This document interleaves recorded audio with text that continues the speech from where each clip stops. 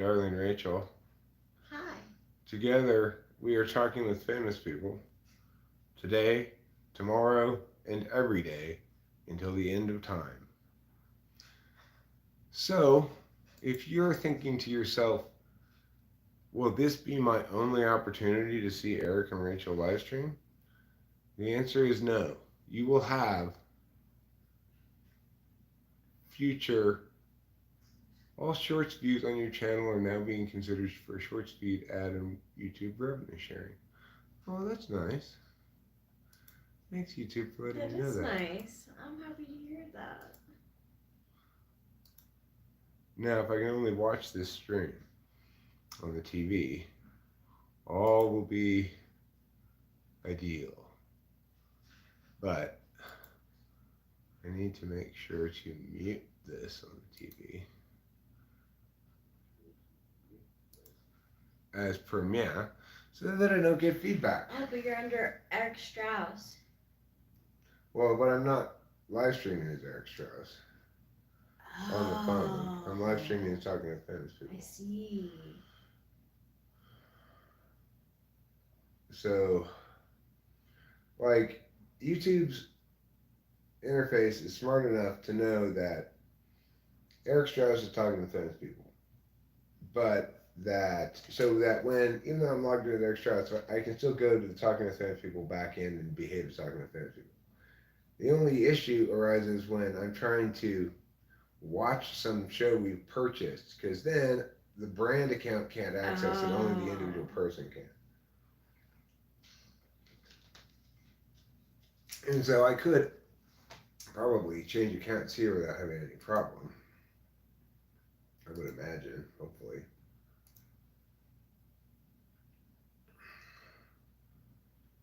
That seems to have not impacted anything negatively.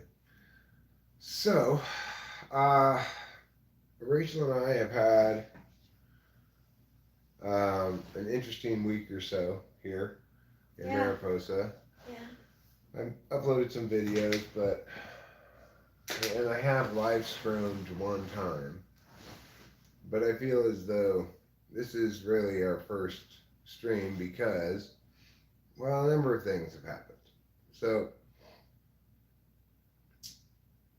prior to moving here to this house, Rachel and I were party to an extended period of time lasting at least 2 months, during which, well, maybe not quite 2 months, but say a month and a half, during which we didn't really have any place to live nor really access to our stuff, right?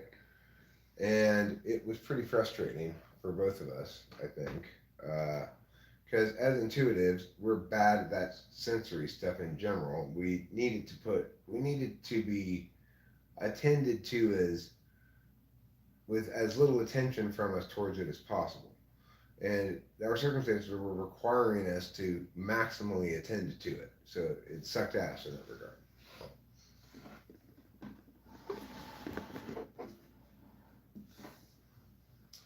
So anyway, we had together collectively a little bit of a meltdown today because we've had problems with the house. You know, it needs some fixing up. It's got things that don't work. It's got various fan light fixtures that don't work. Show media, hello. Just Davis, hello. Thank you for being here. I greatly appreciate it, and I'm sure Rachel does as well. Yes. Um, What's up? What's up, Just Davis? Hi, Show Media. so you know, I think Rachel and I both had an expectation that once we got to Mariposa, our state of flux, our period of state change would be over, and we'd be entered into a new equilibrium. That will happen, but it hasn't happened yet because we've had these rather substantial stumbling blocks right out of these starting blocks, you know. The first of which was our central heating broke 6 hours after we moved in. And that was a solid week ago, and we still haven't been able to get it fixed yet. And we won't be able to until tomorrow morning. That turned out to be not such a big deal because we went and got a couple space heaters, and it's kept the house warm enough, along with this one propane heater. Right. Well, the home inspector did a pretty shitty job, really. The amount of stuff that he listed that was wrong with the place, there's more, much more than that that's wrong with the place. But that's okay because even so, we still got a phenomenally good deal on it. Even given the fact that when Rachel took a bath the other day, down through the kitchen ceiling Oh, came pouring streams of water. that was such a rude awakening. I was so upset. So we have a plumber coming on Friday. Tomorrow we have the heater repairman coming. I called an electrician today, but I'll have to call him back again tomorrow, or maybe Rachel will text him again or Yeah, something. I'll call. Yeah. Um, and we're gonna get everything fixed we need to get fixed. And if it costs us an extra 10 grand, I'm thinking of it still as part of the expenses of buying the house, basically. Yeah. So uh, this leak from the upstairs was like, what the fuck, you know? But um, it's because we're in super non-sensory people, both me and Rachel. Mm-hmm. We are really dumb about sensory stuff, like knowing what to expect. Yeah, we did have a house inspector check things out before we moved in, and Yeah, he we missed a did. bunch of stuff. He according to him, one of these fixtures is out. It's actually at least two of them are out, maybe three if you count the one in there, and that I think he listed the upstairs propane heater wasn't working, which is correct. But he didn't mention anything about the bathtub, and he didn't mention anything about the other fixtures that aren't working. And so, yeah, he did a shitty job. Yes, we could go raise a fuss about it and complain and even potentially get our So money back or it's. something. But the bottom line is, whatever. I'm not in I that. know. I'm not in that space right now at all. I'm just in a space of let's get these things fixed. Let's just Yeah. treat it as Yeah. part of the cost of doing business and take it in stride and just um, finally move in. The biggest issue, sort of emotionally or spiritually for us, I think, is that one thing that I put off a bit was having the pod delivered and unloading all of our stuff. But we can't really move into our house without any of our stuff. And this seems very obvious to anybody who's got any sensory sense. But to me, I just thought, well, I want to make sure that okay, the heater's broken. Well, let me make sure we get that fixed first. Let me do these other things first. And then I also thought I need to know exactly where we're going to put the pod and for how long before. And I got to try to coordinate this camera so he can help me unload it and blah, blah, blah. Until finally I said, okay, I'm going to have to just hire a moving company to unload the pod from in front of my house to inside my house. Yeah, this is the new house.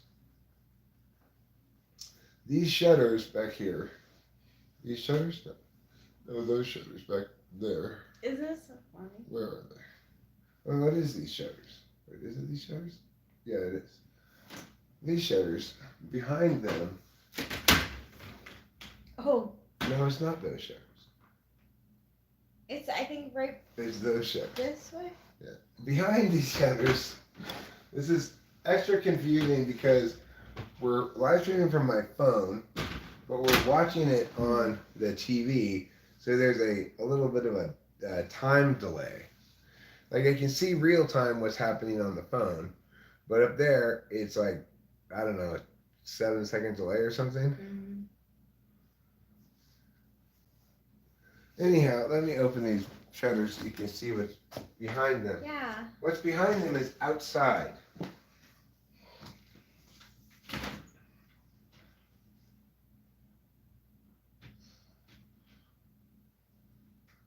But it doesn't look much like outside, it just looks like dark window.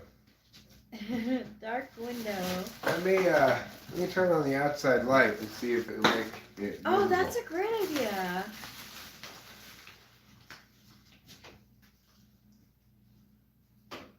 Hi, Sean Ryan Barron. Hope you're doing well.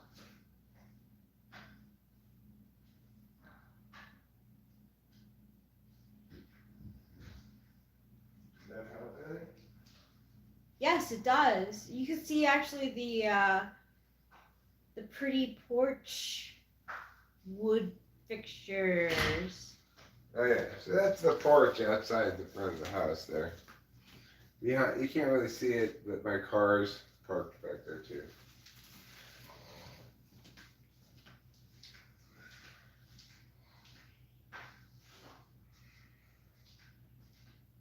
And you know, it snowed.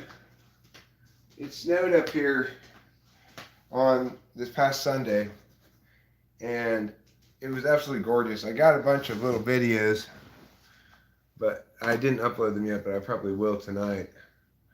It's, I don't know what kind of porch you call it. It's like, it's not elevated, it's the same height as the house. Yes. It's just a covered walkway that goes all the way around the front and the side, but not around the back. I really like it. I do too. I love it. I think it's great. Yeah. And I love these plantation shutters too. I love these plantation shutters as well.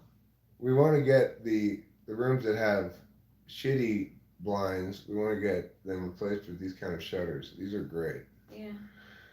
You can open them like this, or you can close them. How are the cats adjusting to the new space? How are the cats adjusting, particularly trouble, and how was the move for them overall?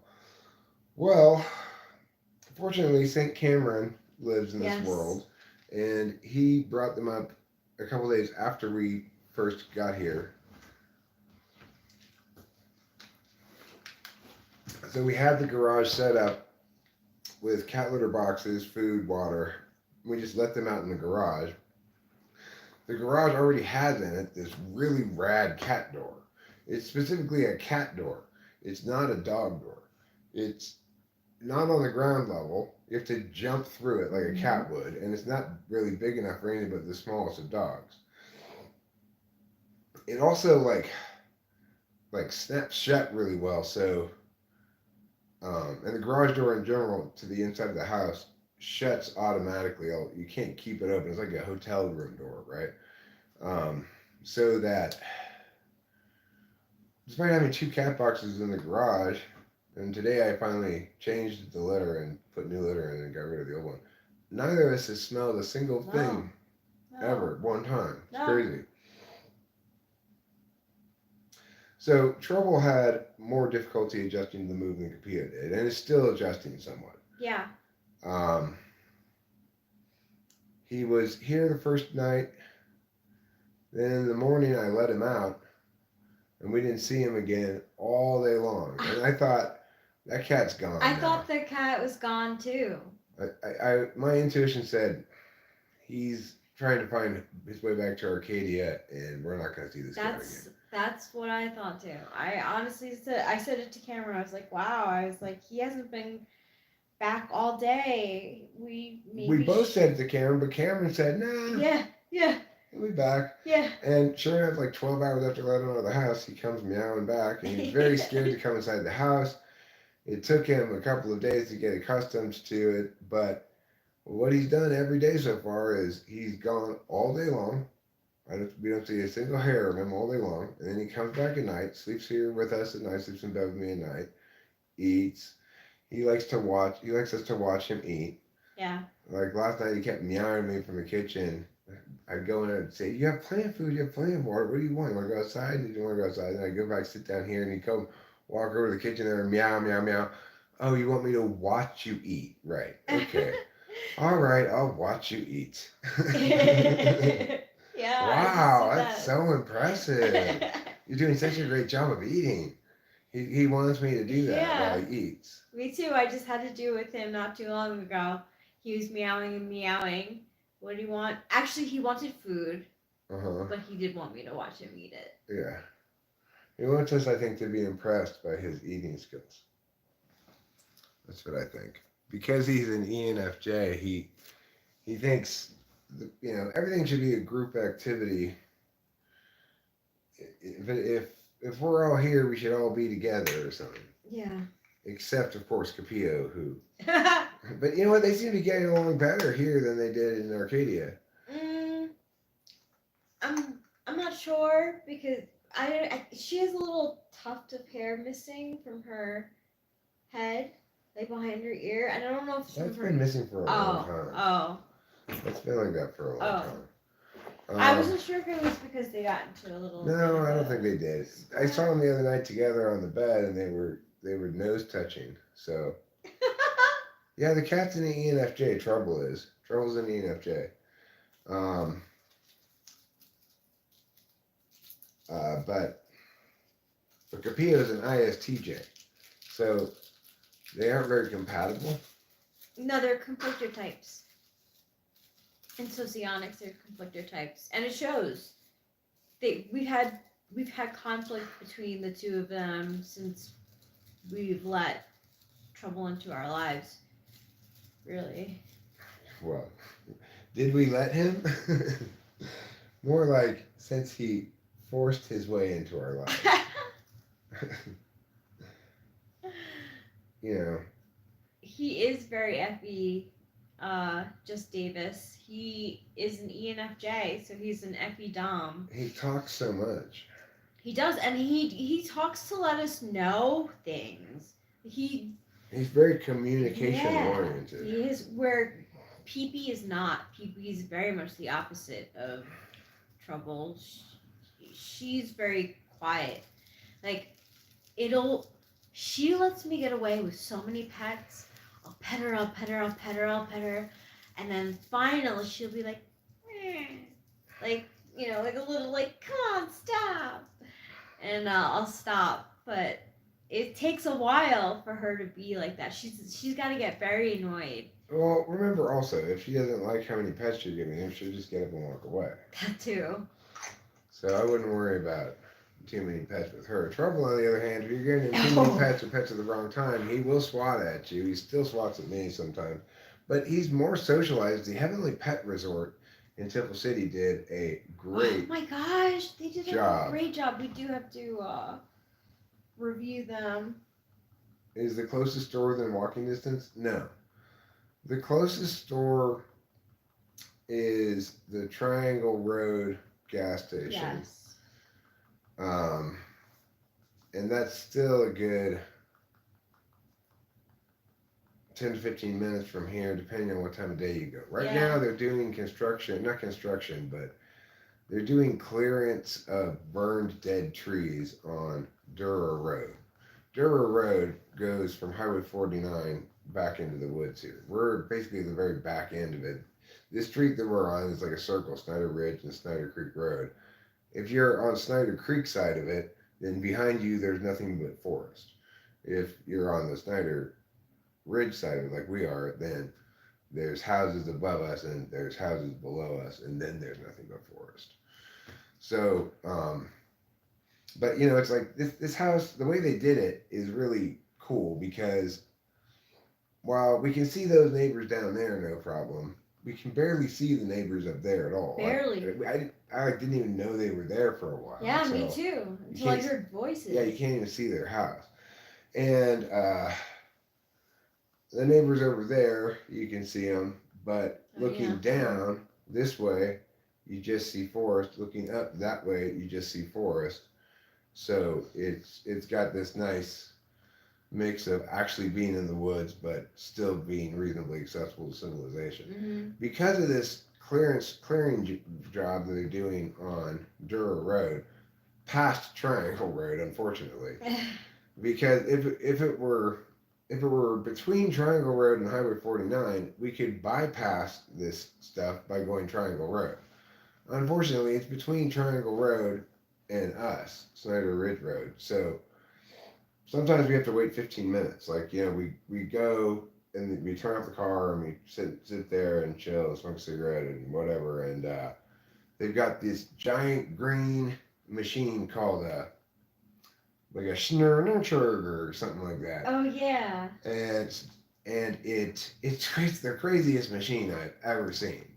It's like cool to watch. Yeah, it's this giant crane thing with these jaws on it that goes like this. It goes and grabs like big ass trees, chops them, holds onto them, lifts the whole tree up, carries and puts it over in a big pile for the dead trees. I think they were moving all the dead trees because we went there today.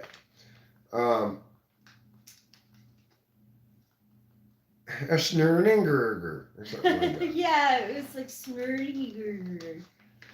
It's so cool to watch. It really is. Like you have to be so exact, and then like it picks up the big tree stump, and it kind of swings a little bit, and then it swings, and the person brings it over, and it swings a little bit more, and then it gracefully like puts it down in like in the exact place. But then it could also do things like take that same log, grab it in the middle, and chop it in half right where it grabs it.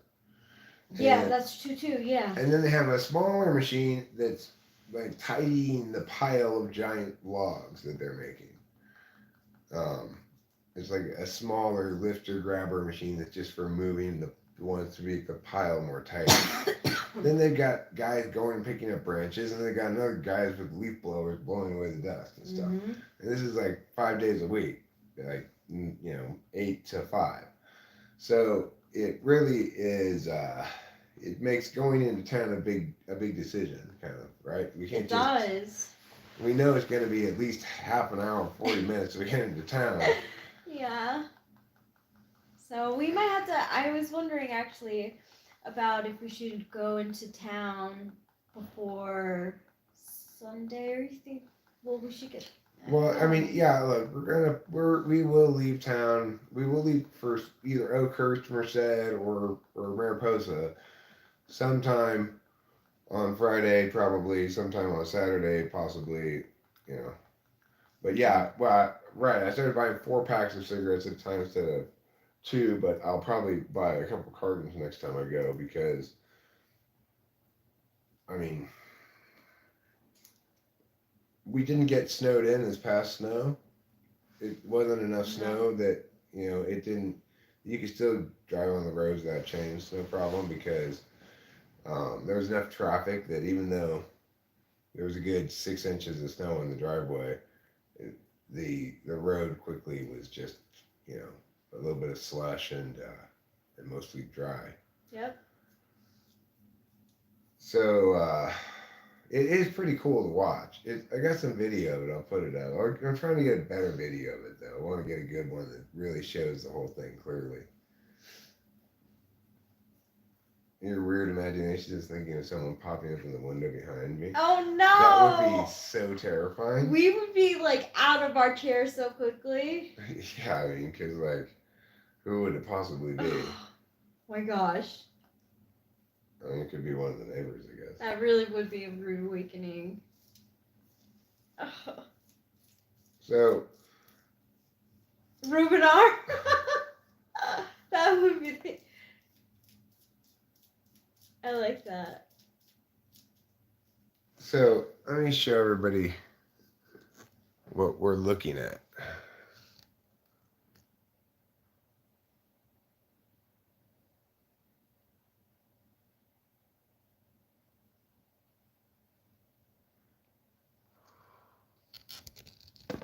I don't know exactly what size that TV is, but whatever size it is qualifies as big. That's a big TV. It's the biggest TV I've ever had. Yeah, even in the hotels that we've been staying at, it's the biggest TV that I've ever had. It's enormous. Mm-hmm. It's made for movie watching. It's made for entertainment watching, really. Right. And these chairs are fantastic too. Yeah. You see Rachel's stretched out, I'm stretched out. Core. And then it's got this metal thing with drink holders and this little table you could lift up. It's pretty great. Yeah, it's really nice. And super comfortable. And this is our little fake wood burning stove. It doesn't burn any actual wood. It's just propane. I thought it was an actual wood burning stove. I was a little disappointed when I discovered it was just a fake wood burning stove. Yeah, I was kind of hoping it was real too. I was looking forward to getting wood and putting it in there and stuff, but oh well. I guess they're strict about that kind of shit since 1999 and 2000. They've been strict about it.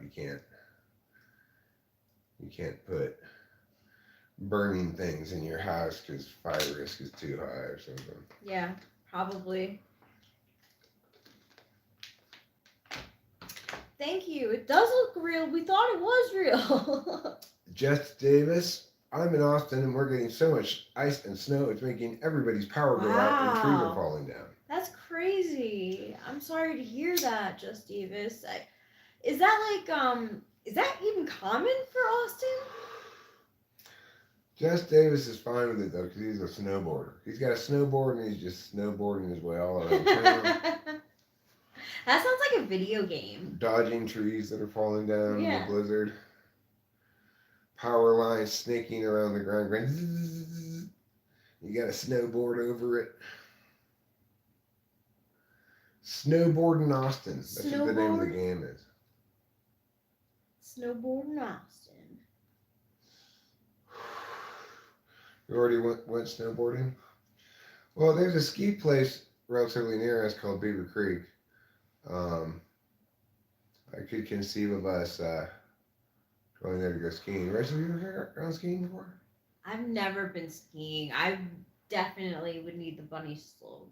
Okay, well, Or that may be an activity for me and Cameron. yeah, is that okay? Because that's totally fine. I'm really no, accident prone. It's better that way. I don't have to worry about it. Yeah, right? and I don't have to worry about me either. I don't like to admit it because people always say the energy you put out is the energy you get back. But I do know that I have a tendency to be accident prone. You miss riding? Haven't been able to go this season? Jelly. Riding what? Riding horses? We're not riding any horses. Riding motorcycles? We're not riding any motorcycles. Riding goats? Well, that's just our every day, obviously. Rachel and I hop on our goats. We take them for a ride to the top of the hill across the street and then back down. That's our daily routine. That's our kind of country life. The thing is, we don't even have goats. We just wait for wild goats to walk by and then just hop on them. Oh, yeah, that's true. That way we don't have to have any goat upkeep. At the end of the day, we just say, thanks for all the rides. See you later. Snowboarding equals riding, just slang. I've never been snowboarding before, and I never will.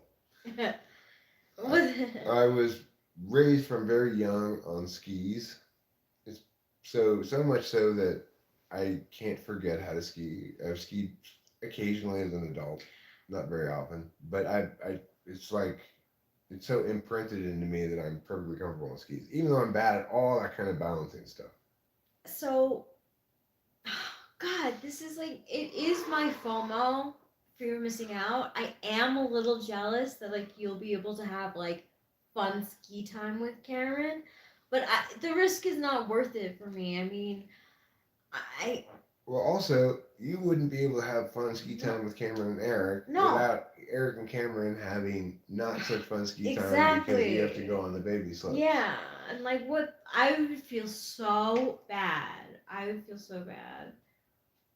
It's probably just better that Cameron would just go to Beaver Creek. Yeah, and if you guys are fine with that, please do. I think we should go to Beaver Creek. Beaver Creek's not a brothel, it's a ski resort. It would be a good name for a brothel, though. Beaver Creek. Beaver Crack. I never actually went snowboarding. I just took the wheels and trucks off my skateboard and bombed a couple of snowy hills when the roads were close enough. Wow, your feet aren't strapped in though. We've got a couple of sleds. Oh, do we? That's fun. The circle kind that you sit on with the. Oh, those are the best. Yeah, if we wanted to, we could ride them down our little dirt driveway to the shed. Oh, to the yeah. If it snows a decent amount on Sunday, then maybe we should do that. Okay. Film ourselves going sledding in our backyard. That would be fun. Yeah. But skiing is a lot of fun. I've always, every time I go skiing, I seem to enjoy it. I don't know what it is, but it's hard to explain why I enjoy it though, because It's not the sort of thing I normally would enjoy. Do, do you think because the ease, like because you were raised on it, like the SI? Maybe. I mean, it is just it's about as pleasant. It's about as pleasant an experience sensorily as you can have if it's the right day, the right snow conditions, and you're just kind of cruising along on an intermediate slope. It's kind of you know weaving your way back and forth and stuff. It's pretty. It's I guess it has a lot in common with surfing. Surfing, even though I was a bad surfer, when I used to surf, it leaves you tired in this really fulfilled way.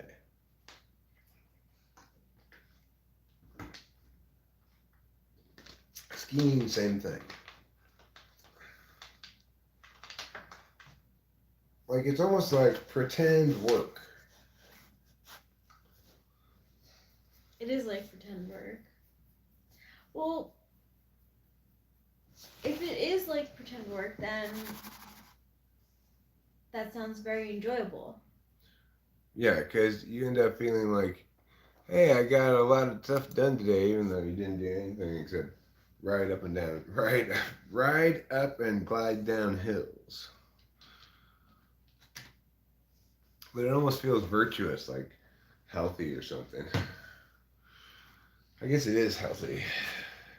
It's nice to smoke a joint at the top of the ski lift too, because when you're at higher elevation, especially if you've been like tired, you're at all, then smoking a joint will make you more high than normal.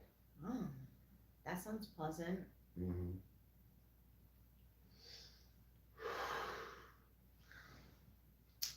It's a sketchy, sketchy business, this sketchy thing. Sketchy business with a sketchy ring. I know you, and you know me, but neither of us know that guy named he. Who? Him. That's the guy. What's his name again? I think it's Jim. Is that closed enough? Oh, wait. Oh, it doesn't show up yet over there. It's on the delay. This is our mess. I hope you enjoy looking at it. Let me clean up our mess a little bit. You're done with this one. It's a little short at this point. Just put that. Oh, you want to add some more? Yeah. Okay. I'm going to clean up this so it doesn't look so gross. This can go over here. This and this can go over here. This and this and this can be moved. And now we've got a brand new attitude that's going to knock your socks off.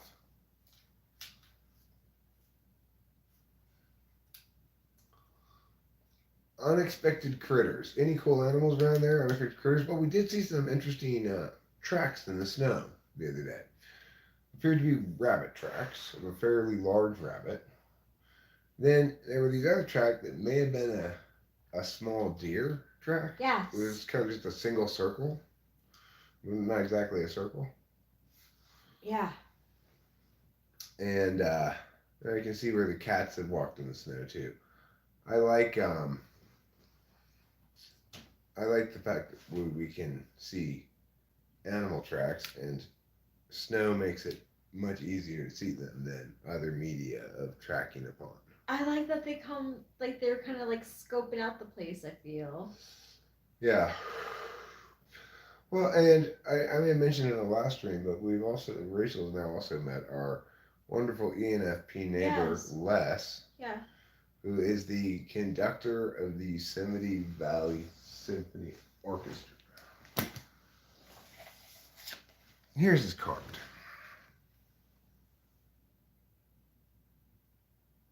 This guy, Les Marsden, the Mariposa Yosemite Symphony Orchestra founder and conductor. He's one of our neighbors here. And he's such an ENFP. Hi, Mike Zulu.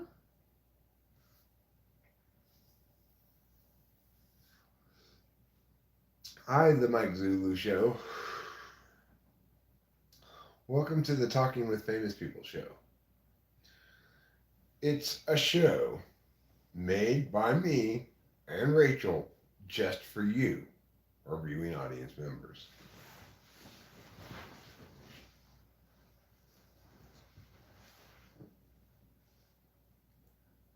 I bet in the spring you'll get to see baby deer. Well, who said that? Lou, when Cameron and I took out the little wilderness car, we did see several deer, and we did not shoot them. We weren't there to hunt. I don't think I'm ever going to go hunting. I'm not. I mean, I don't really want to. I don't find like a chemical reaction besides sadness when it comes to shooting. I have a more complicated relationship with fishing than I do with hunting. Really? Yeah, for some reason, maybe because I was raised on it very, very young, catching and killing fish doesn't make me feel sad. Yeah, me neither. If I'm going to eat them. And I'll generally let them go because I don't really like to eat fish. But I don't really feel bad catching fish. But I do feel bad catching turtles. Yeah, I feel bad at catching turtles That's too. why we stopped going fishing at that place, because I kept catching turtles. Yeah, that was sad. Yeah. So, but up here, that shouldn't be a problem.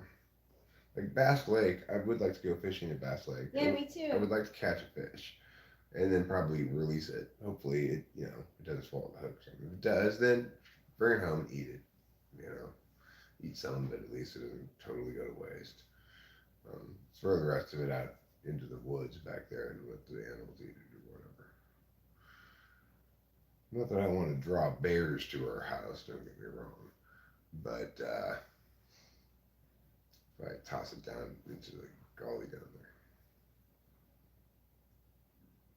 It's okay to eat fish because they don't have any feelings. Fish have feelings. Their feelings are swimming along and, oh shit, I got caught.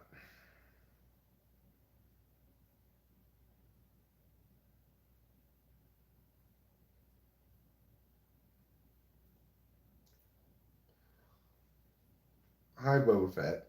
Hey, Boba Fett. Hi, Astafasta. Astafasta. How's the new place? It's great, but, we're having our share of new homeowner surprises. not necessarily good surprises. We have a leak in the upstairs bathtub that causes water to come through the kitchen ceiling into several different spots of cabinet. So we've got a plumber coming out to look at that. We've got several of these light fixtures, overhead light fixtures, like the ones currently illuminating us, which is a fan. This one in here is particularly ugly. I don't like this fixture at all. But I don't like the fixture either, unfortunately. But we might at some point get it replaced with a different kind of ceiling fan or something. I don't know. But it does provide good light for recording. Like, we're well lit. Look at us up on the screen, Rachel. Yeah, I mean, we really are. What's funny is you looked up at the screen, but I was looking at the screen and you weren't looking at the screen on the screen. So I have to look over here to see where it's Yeah, I know it. I had to remind myself too. But it is really well lit. That's a complicated thing to actualize.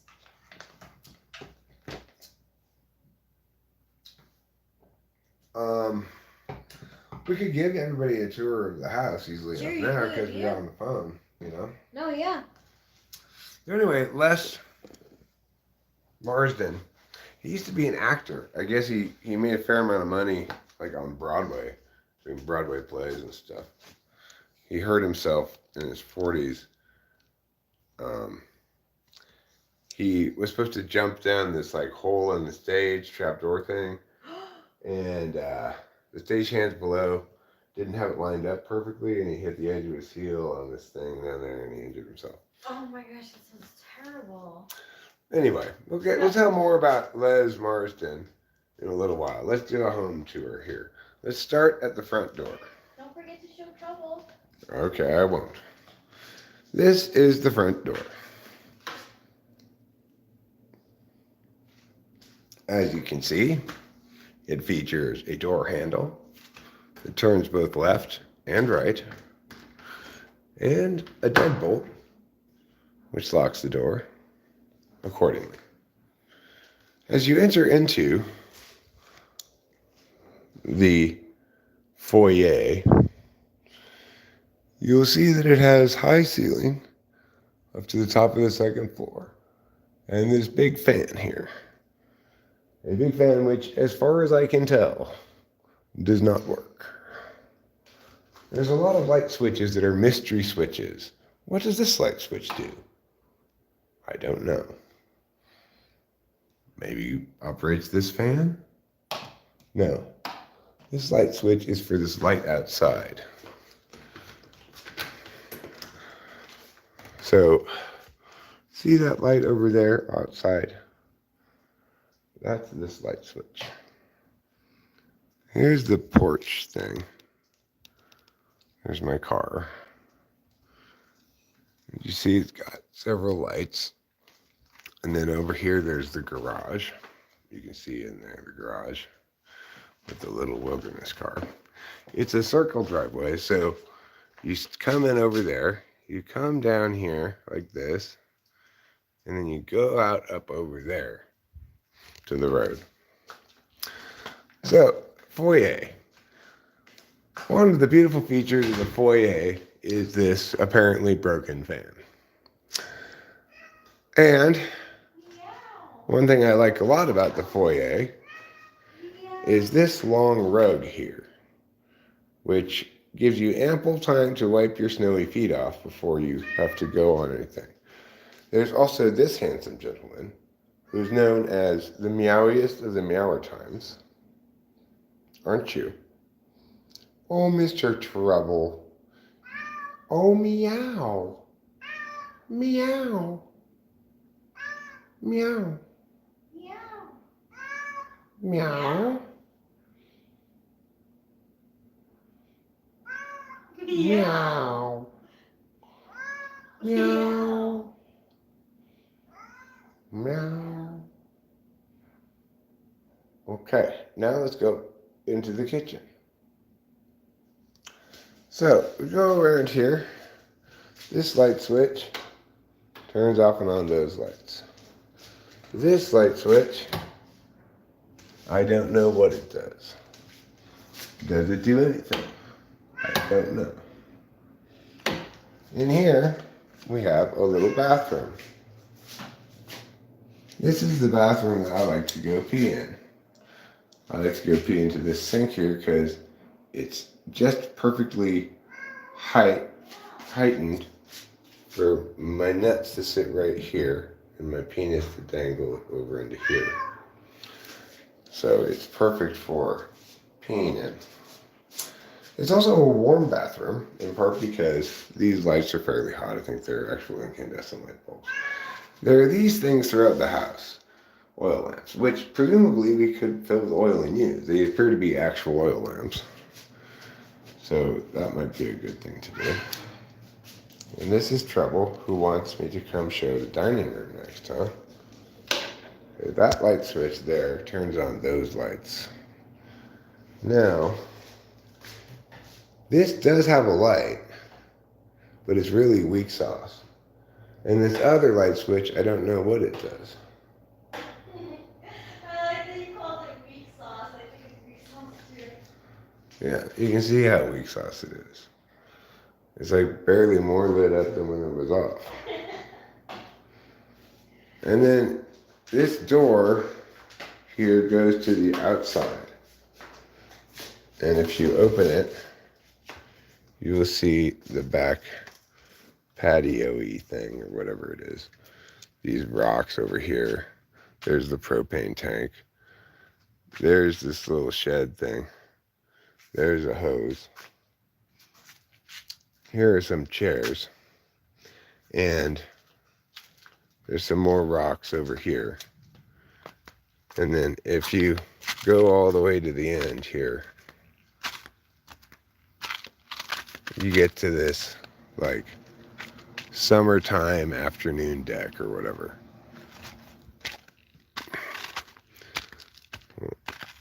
And you can't see it, I'm sure, but down there in the darkness, 4 trees away approximately, is a little shed. And that's in the edge of our property line is down there.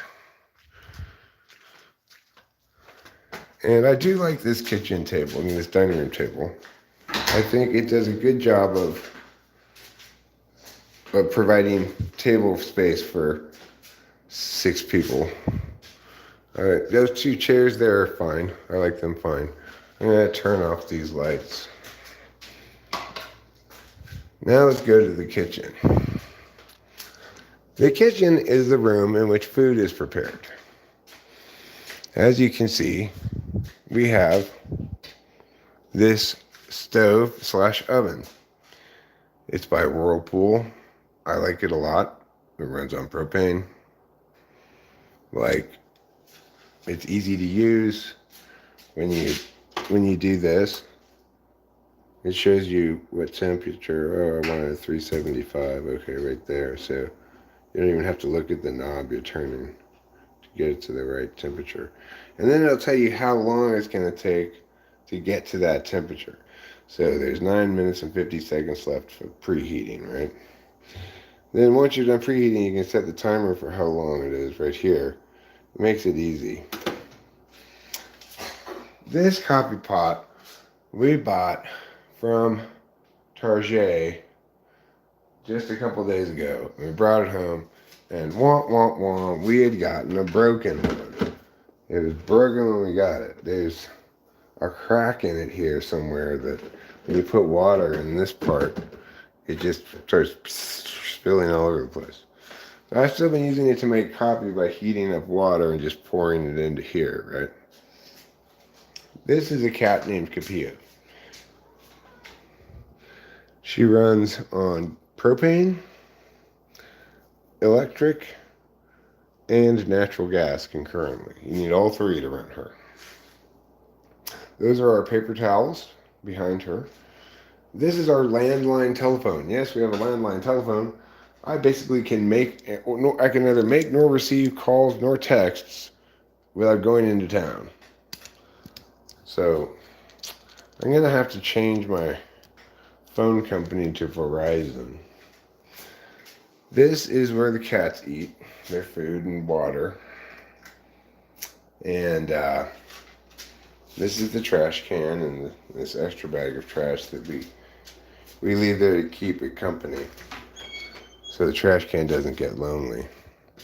And then, okay, that turns on this thing, so that works. That turns on that one, that works. This one turns on the outside one, that works. I don't know what that does. What does this one do?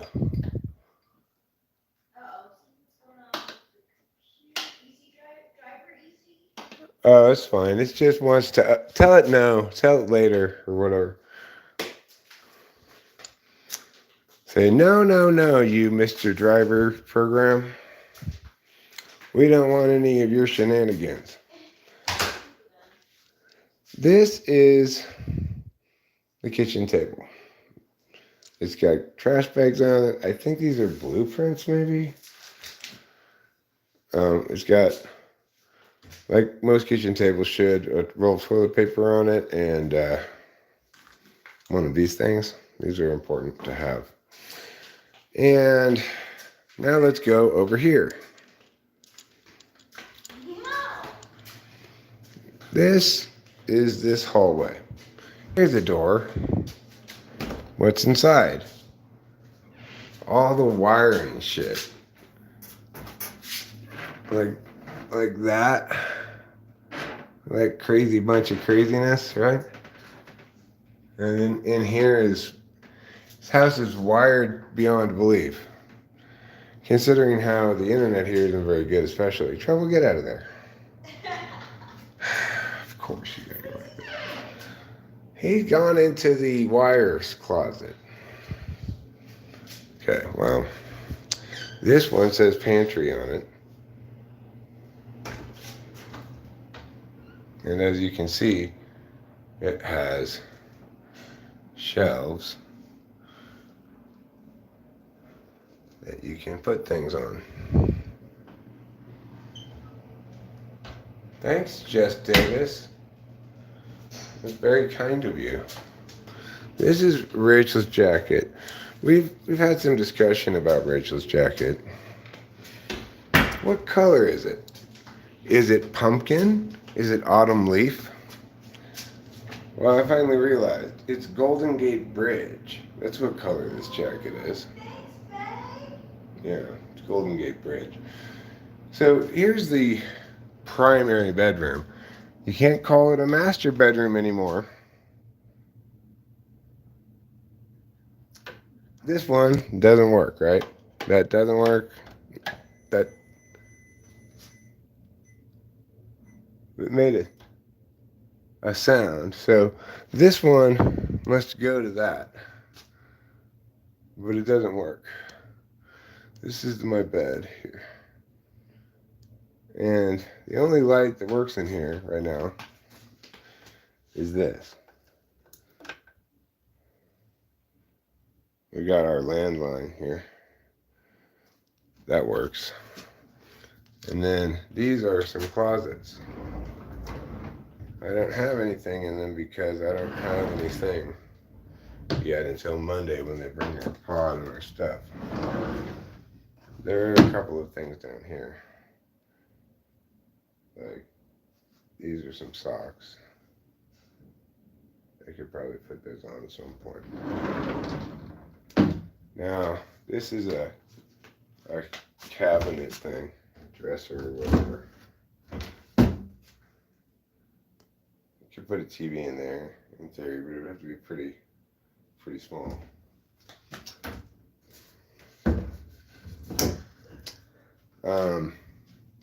This is the bathroom that's attached to the primary bedroom. It's got a shower. It's kind of old looking, you know. Looks rather dated, you know. But very functional. It's got a mirror.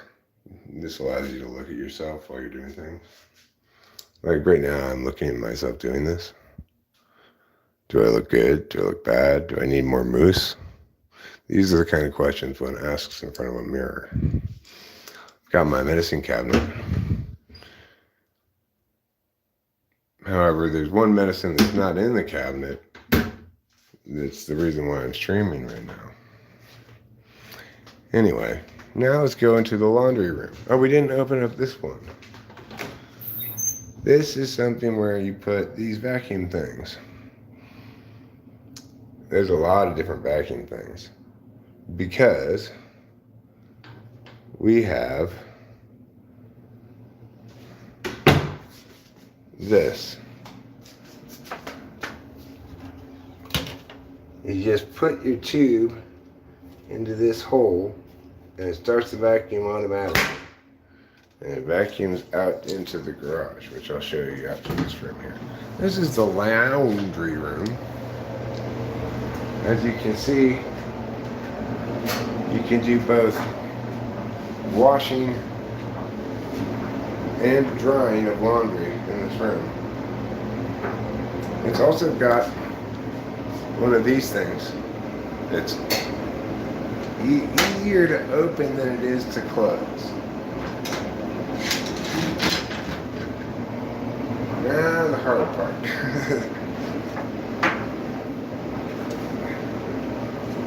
This is going to take 2 hands to close this.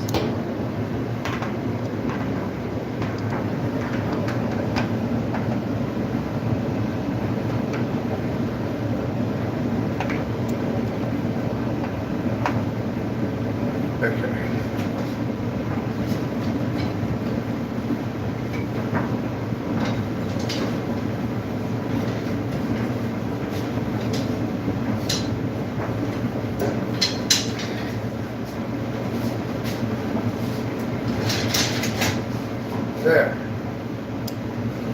If you go out this door, you'll see that there's this screen door, quote unquote, but there's not actually any screen. This goes out to what one might call, right, so like this light switch here, I think should turn on this light right here, but it doesn't. So that's one of the things I gotta talk to the electrician about. And you can't really see it because it's dark outside, but there's a little fence there, and off the edge here there's kind of like a drop off, and then the hill goes down to a little river down there.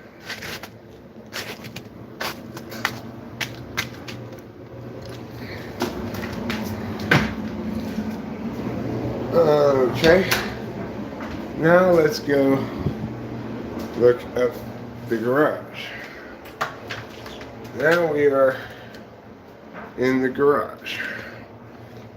In the garage is where there's these various storage things. This little wilderness car,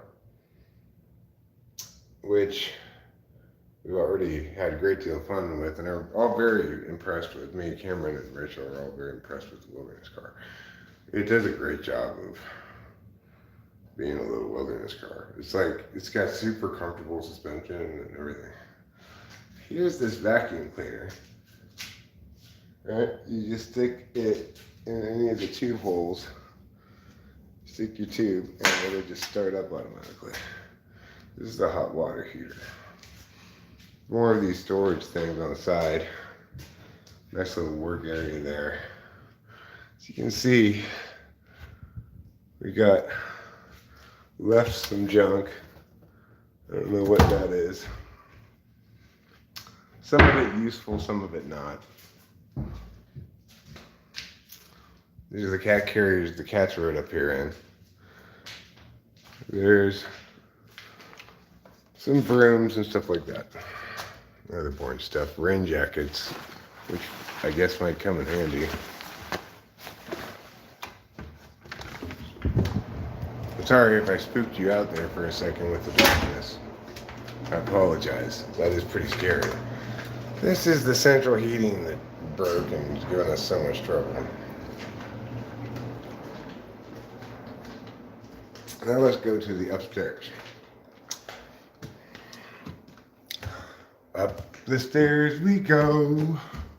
Up the stairs we go. Heidi, Heidi ho, 'cause up the stairs we go.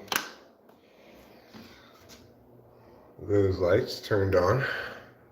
Fine.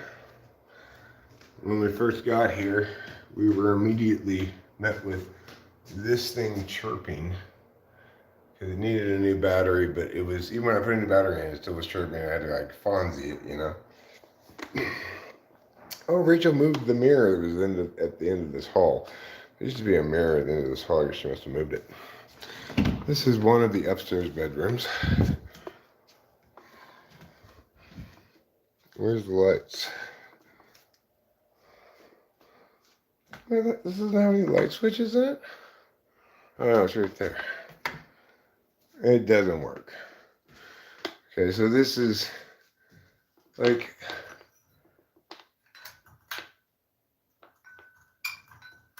maybe that has to be turned on? I don't know, it doesn't seem to work to me. There's this little TV in here, dresser. So, bed, you know. This we need to get fixed. Which is like, we were told like one of those things was broken. Like, all of them are broken. This is the upstairs bathroom. This is the tub that leaks. We're gonna just replace this whole thing, I think. Like from up here at the top, back to here, over to here, and then over to here, and then down to the ground, and then over to here. We're gonna just replace this whole thing, I think. That's what I'm hoping to do. It's not super too expensive, you know. This has got good lights and mirror up here. This is Rachel's bathroom, and then we've got. Let me turn this thing off. Now, and here's what they call the day room. The fixture works in here, including the fan, which I definitely don't want on. It's got these 2 day beds. This thing doesn't work right here. The one downstairs does, but this one doesn't. Here's the other day bed, matching day beds. And it's got these 2 matching dresser things. But we're probably going to get rid of at least one of these day beds, move the master bedroom's bed into here, and bring bread, which is our bed from home, and put it in the master bedroom. This is Rachel's room because we sensibly realized at some point that why don't we each have our own room? She's got kind of like the most pimping of the backstops for the bed or whatever that's called. You know, what do you call that? I don't know. It matches the one downstairs. This one also doesn't work, this fixture. So, what the fuck, right?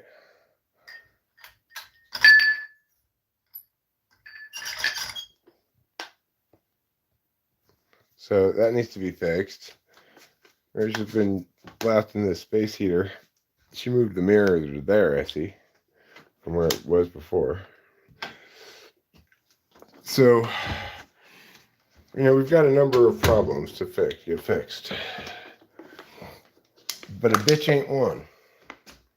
So that counts for something. Like, what did that light switch do, though?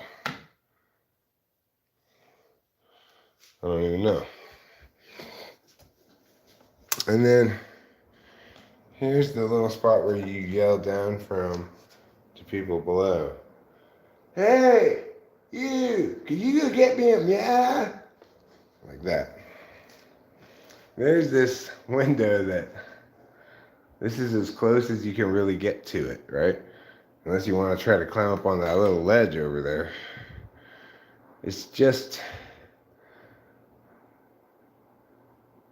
I mean, why does it even have like little lock things on it? Because how are you going to get in through there? I guess if you had a ladder. Let's get more of these little wall lamps, these oil wall lamps. I'm interested in filling them with oil and lighting them up. And that brings us back to the foyer area and then back to where we started, the living room. As you can see, this is the room where people live. This is just like the other ones over there, except in this one, this part lifts up. And there are remotes in there. And let's see. Oh, this one lies down more. This is actually probably the better chair. Yeah, it is. I actually kind of want to ask the movers if they Can we switch places? Yeah. Right. The thing is, I might not want to be that close to the fire. Oh. Maybe Yeah, that's true. Maybe it will be better over here. Yeah. And it's got 2 singles of these chairs as well in here. And a couple of good little tables.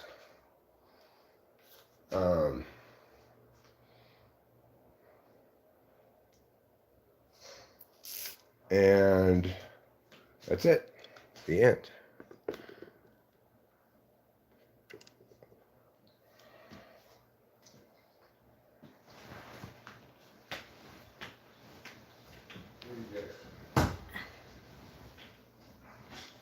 Oh, we got a donation from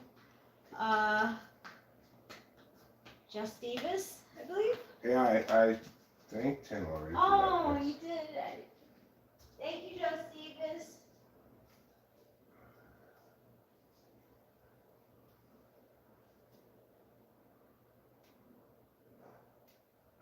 Yes, Octavius, well, you can.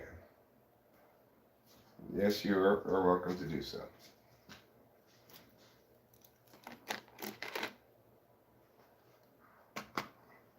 Just give it a couple weeks though, because I want to get everything operational. I want this Death Star up and running at full capacity, because we've got a lesson to teach to Alderaan that they're never going to forget nor remember. It's a pretty good Star Wars joke, huh?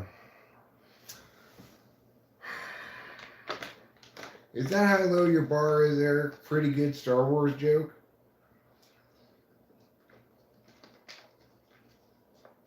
Shame on you and the horse you rode in on, says everybody to me. With good cause. Very good cause. Okay, Boba Fett, I will give you an outdoors tour around the property in the daytime. Of course, if I stray too far from the Wi-Fi, then it's not going to work. You don't think you could ever stay where? Oh, stay here? Well, that's fine, Michelle.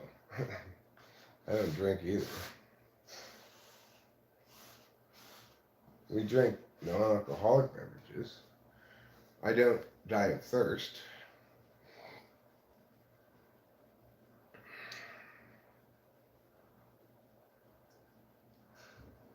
Am I still in LA? No, we're in Mariposa. We're in the Jersey Dale area of Mariposa specifically, which is off Highway 49 between Oakhurst and Mariposa City. There are no cities in Mariposa County, but there are designated areas. So even though there are no municipalities, the census designates areas. Yeah, we're rural. We're rural postal service people, which means I read this thing they sent us. Basically, if you're designated as a rural postal route, you can do all the things you can do at the post office directly with your mailman. It's weird. It's crazy. It's silly. Like that's if you want to live in the boonies, you shouldn't expect the mailman to be that accommodating for you. You have to realize you're making some sacrifices, right? But who knew that you qualify for special postal treatment if you live out in the boonies?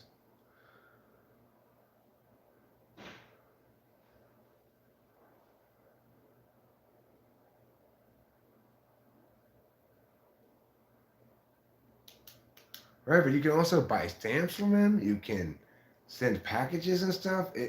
You can do a lot of stuff that normally you have to do at the post office directly with your mailman if you qualify as this rural route recipient person, which we do.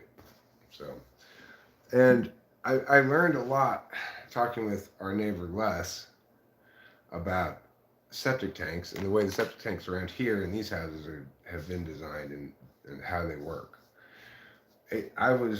I'm very impressed with the engineering ingenuity of how these septic tanks work. I don't know if they're typical. Um, I don't know if they're typical of septic tanks country nationwide or just in California or what, but um,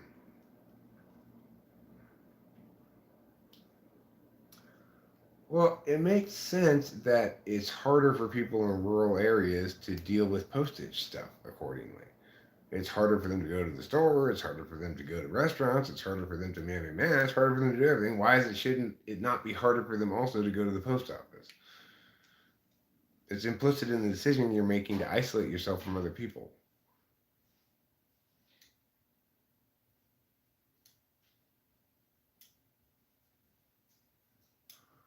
But we are on water tank water, which is on top of the hill across the street, that hidden from our view. There are two water tanks that supply. I think it's just Snyder Ridge Road and Snyder Creek Road. I think it's just those two streets of houses supplies it for the water for this little circle street that we're on. And but it may supply it for the people on Hives Cove down there too, that are right in the same little area. But I don't think it goes any further than that. Everybody is on septic, but the best internet we can get is this DSL that's 25.5, which is not very good, but it seems to be working fine at the moment, you know? Yeah.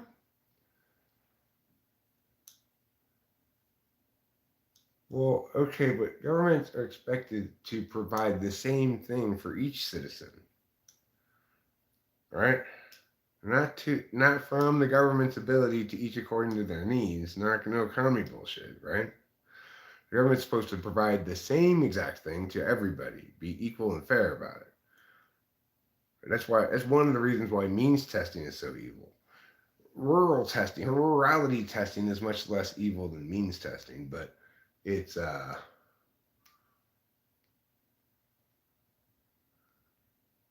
it's media. So anyway, it turns out the way that the septic tank works is I was imagining it just being a big tank that fills up with poo and pee and stuff like that, Yeah. right? But well, the thing is, even though it's horrible, there aren't very many people utilizing the internet around here. So I think you end up getting more bandwidth than they promise you because they've got extra to spare. Because the whole county only has 30,000 people in it. Wow. There's not a single stoplight in the whole county. Well, except for this one temporary one on the Darrow Bridge because they're repairing it. I guess it must have like half of it collapsed or something. I'm not sure.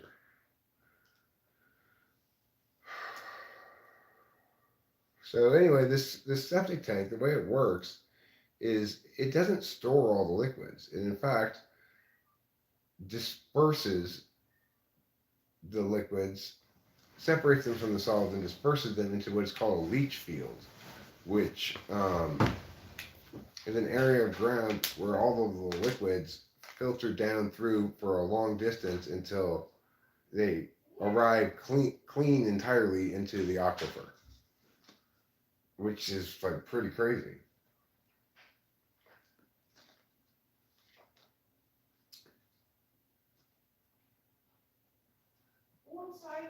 It's DSL.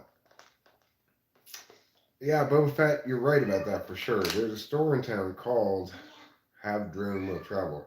I plan to get one actually, because you're right. Especially if we take the little wilderness car out and start the drone from like one of the turnouts on the little wilderness road, then we won't. There's not even any chance of us being accused of like looking in people's houses or whatever, you know. We could look for Sasquatches that way. It seems like an excellent way to look for Sasquatches.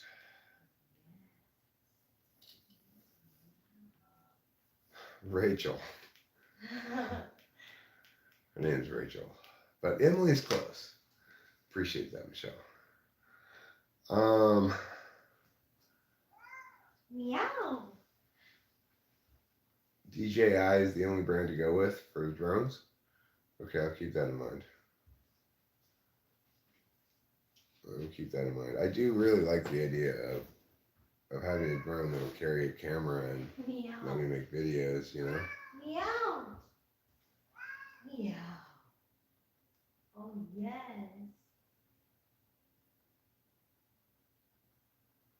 Okay.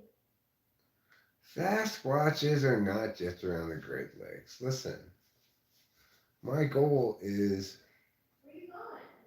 that You hungry? No. Rachel and I tame a Sasquatch. by feeding a cat food until finally it comes and tries to lie between us in bed. Aren't they supposed to like cat food? Everything likes cat food. Absolutely everything. People are just about the only things in the world that don't eat cat food. Where are the paper towels? These are important questions. We had a Sasquatch in our townhouse complex last night around 9:30. Huh. Liz told me to ask you, if you could have a drone constantly following you running through your whole life, would you want that? Yeah.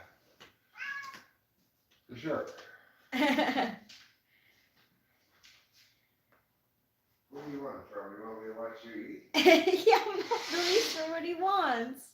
Yeah. Oh my goodness, you're doing such a good job of eating. Wow. You are impressing the pants off me, mister. You are such a good eater. Thank you, Winston's mom. Oh yeah, chew that food. Chew it hard. What a good chewer you are. Yes, you're eating. Okay, have I watched enough? Can I go now? I'm gonna throw this trash away over here.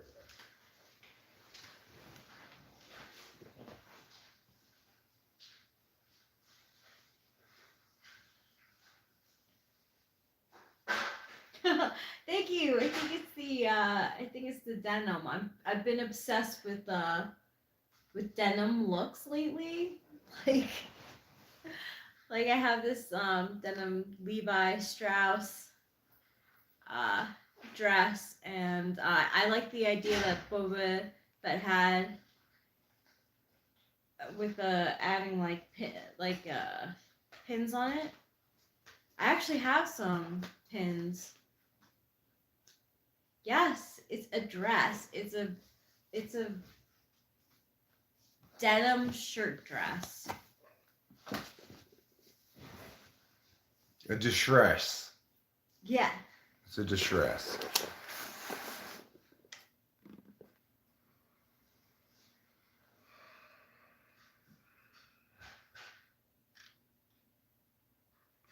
How are you all like living out in the boonies? Good for the convenience of cities, though LA is a pretty terrible layout of city design. So glad you all got out of there.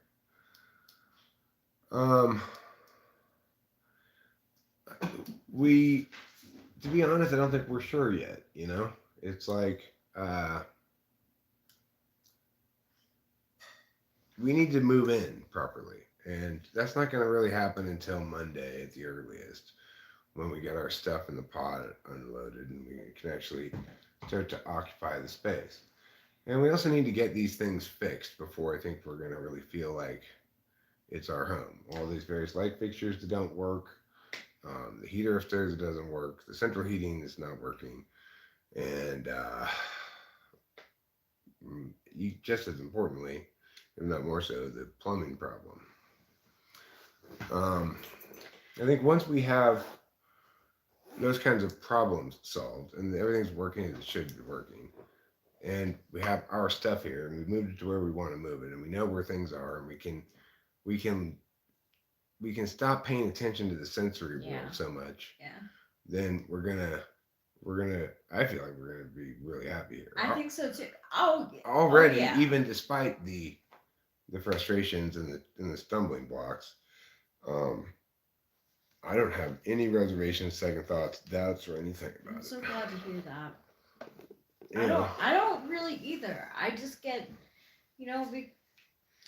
Well, we have some frustrating stuff going on right now. You know, they're fixing this bridge, and then and then they're also cutting down these trees and these dead trees and removing them. And so there's a lot of Caltrans shit going down on the one road that we can come in and out of here from.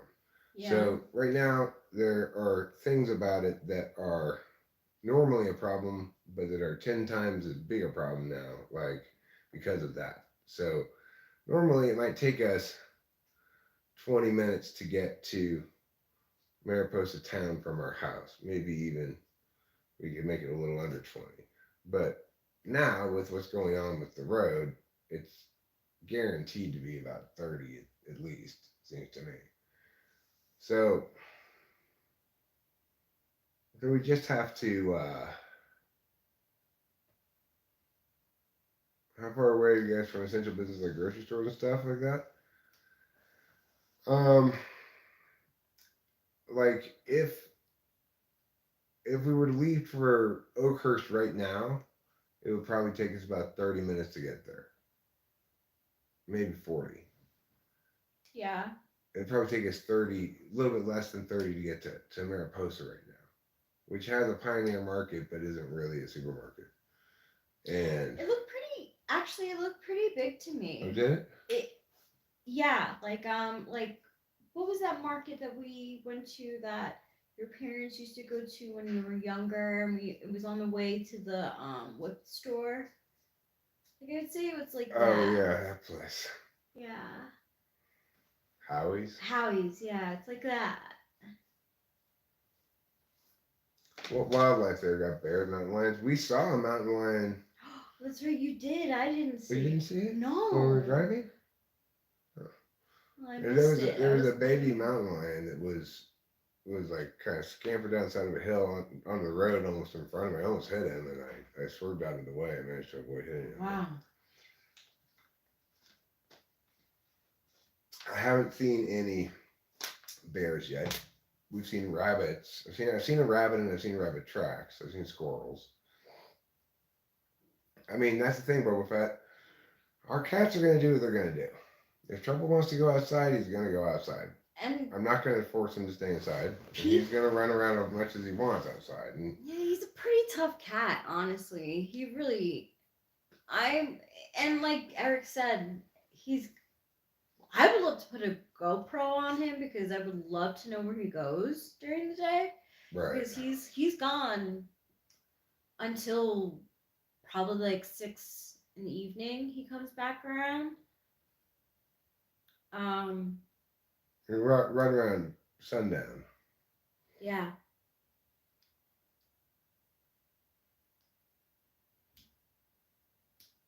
But probably there are snakes around here, but they wouldn't be a problem during the winter time. You're not gonna encounter snakes during the winter. You only encounter them when it's hot I've out. never encountered a snake before. Yeah, I have encountered plenty of them. Okay, that's good. They're harmless enough. You just if you're near a rattlesnake, well, you'll hear a rattle, and what that'll tell you is don't move, stay perfectly still,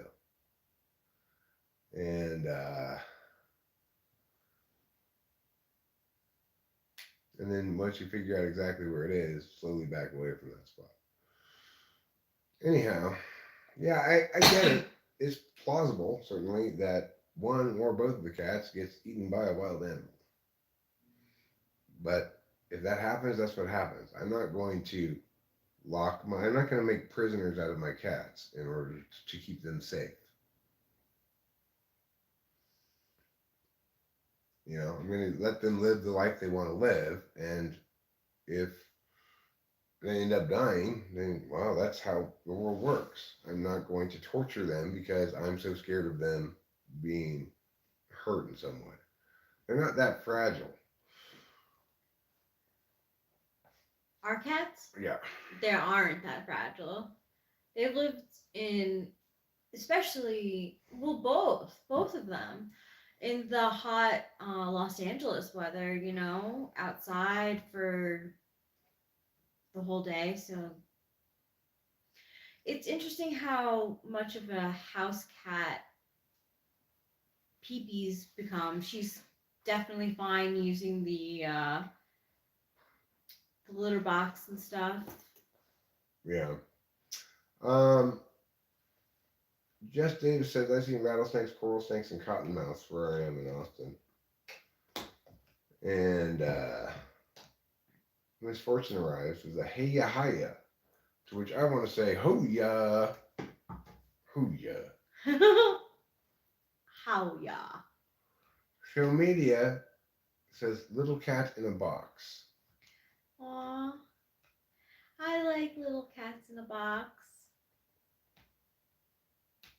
I like I like that guy's Bill Hadler's impression of Al Pacino. Oh my god. I haven't seen that in a long time. But also, I think it's Alec Baldwin. One of the Baldwins also does a really kick-ass Al Pacino impression. Yeah, I don't know which Baldwin. Don't lick my head, misfortune.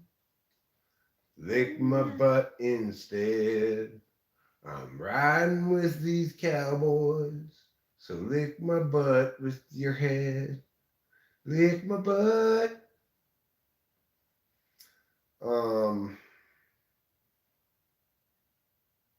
Bobcats are native to there and they can take out a snake. Everybody's out there. What? Oh no. Oh no. Oh no. Oh no. Something terrible happened. Something terrible happened. Oh no. Whatever are we going to do?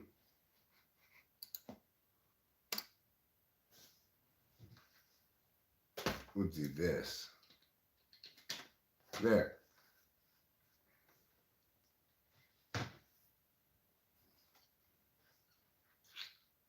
That skirt is super flattering for the female form. An easy, comfy wear. Ooh, so comfy. That shirt makes you look like nothing but tits and ass. Is that what you mean? No. Sizzlerin. Denim skirts for women. Knee length, high waist, split bag. Hip jean skirts plus size denim skirts. This one too. Okay, great. Fantastic. If there's one thing I absolutely love talking about, it's girl stuff.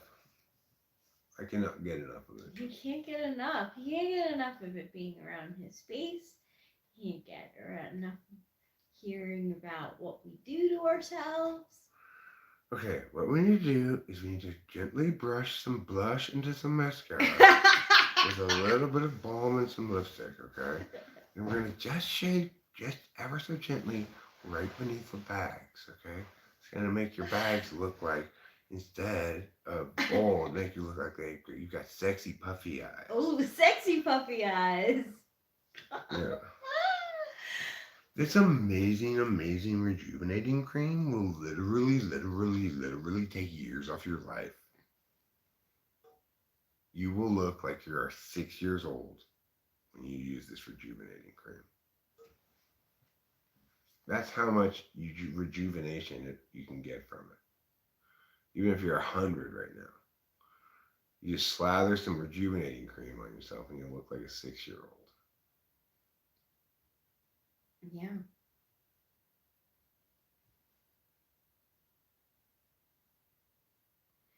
You're finding that lack of metal patches disturbing?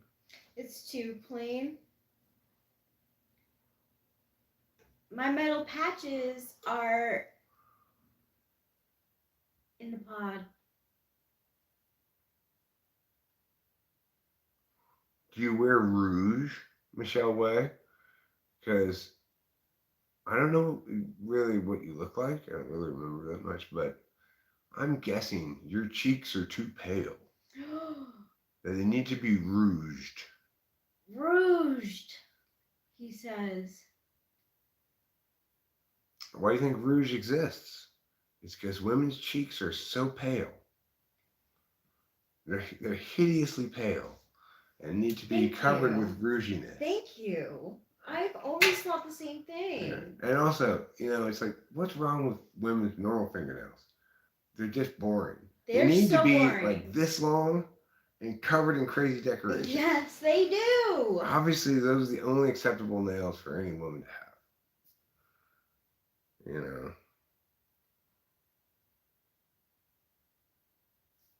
It says, the back door is open on each nail. So that's her way of saying she takes up the butt.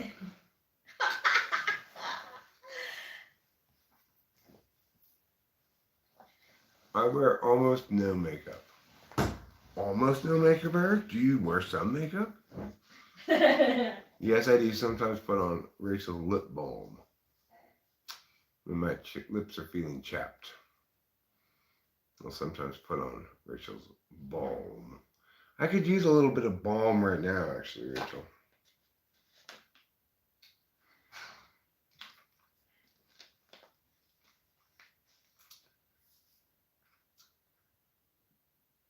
You know, I am an expert in the art of balm reading.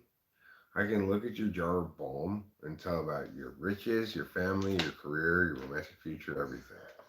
Just by reading your balm. They call me the mystical warrior Eric.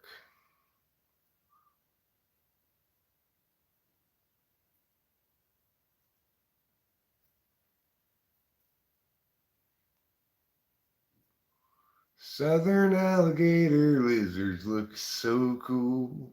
If you wanna be a gizzard, be a fool, but don't recall the way you were before, because southern alligator lizards are.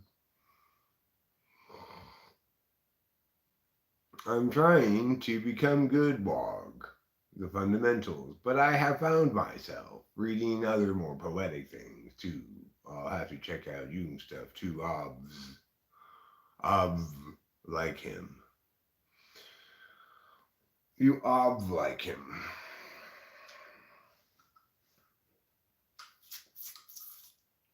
Have I wogged recently? No, I don't think I've wogged recently, but I'm not really sure what wogging is, so I'm assuming it's a cross between a walrus and a frog, but I could be wrong.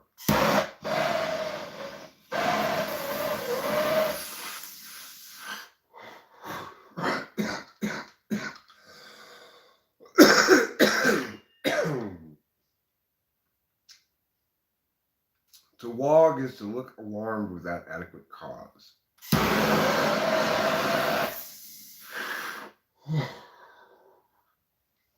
He's just wogging. Means he's making a mountain out of a molehill.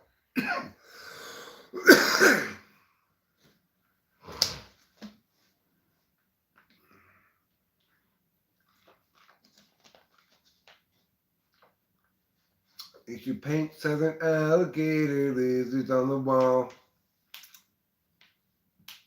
well, it's not a blank canvas. It's a canvas that's been painted all white.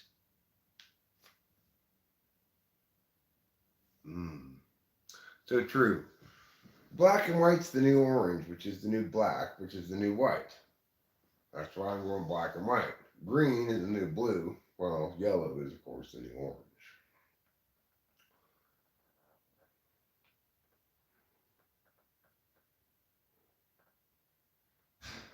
The walls could do with some framage. Well, look, this isn't the final evolution of Charizard, okay? We'll figure out a better place, a better setup, you know, with a nicer background. Probably will use the phone to live stream, I suspect. Once I get the microphones, I could use the microphones. I'd have more control over the audio. But using the phone to live stream and the TV to watch is a pretty good way of doing things. Yes, there are in fact little shelves up there. I believe they are for surround sound speakers, but I don't see those speakers existent anywhere. Although there are a couple of nice speakers up in the attic,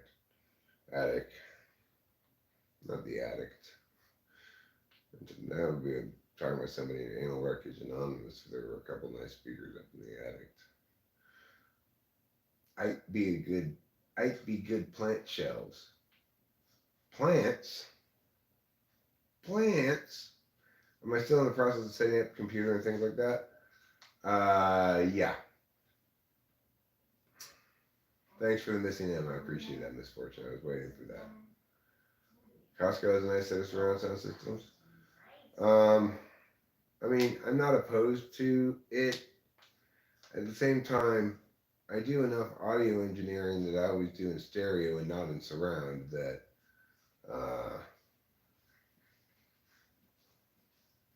I don't know. It depends how difficult it is. It's one of those TE things. It's like I'd have to figure it out, and I'm not sure how much energy I want to put into figuring it out. Because once you get started on something like that, you may determine that you can't figure it out. You may spend a long time just pointlessly, and there's a lot of reasons to kind of resist undertakings you don't understand yet, which tends to make me a bit of a slow to pull the trigger kind of guy. But guess what happened today? And if you know anything about Eric and his life, you will find this as miraculous as I do. I called my doctor today to request him to refill my prescription of Adderall. And I said, by the way, can you send it to the CVS in Oakhurst, because I live up here? They said, fine. They took down the address and I sent it to. And then, as soon as we got into town, around 3 or 4 o'clock, a couple hours after I called the doctor, my phone decided it was okay to receive messages now. It's like it occasionally receives a message or two. It barely works as a phone at all. Anyway, there it was from CVS. Your order has been filled and is ready to pick up.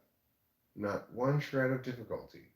Not we need to back order it. Not it's too early to get it. Nothing. Just it's ready and come get it.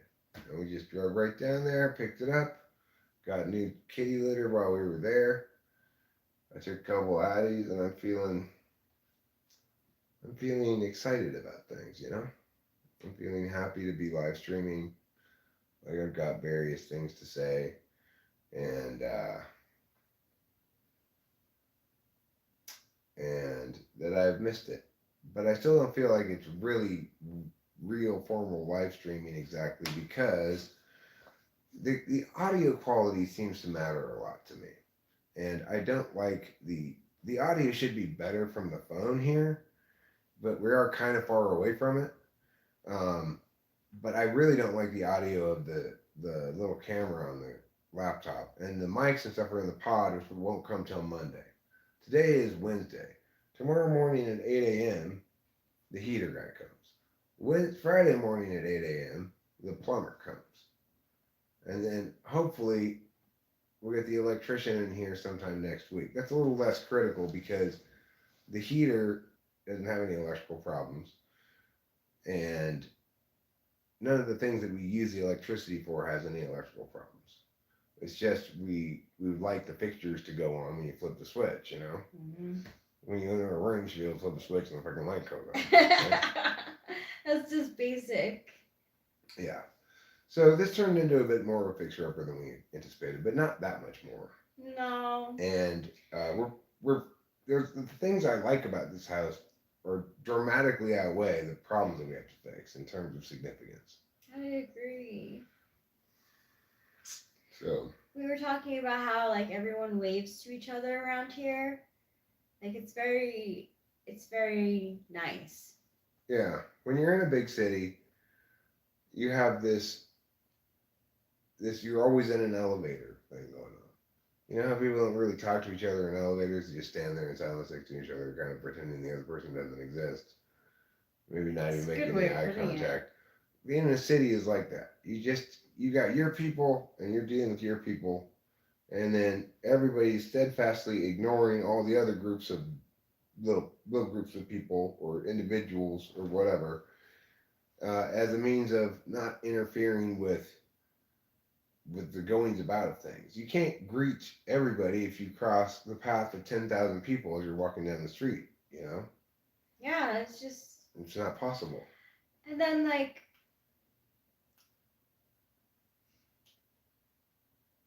it's always like time. I was always like, is timing good? Can I just wave, or is this going to be a conversation? Misfortune, you have a lot of problems with M's. You really do.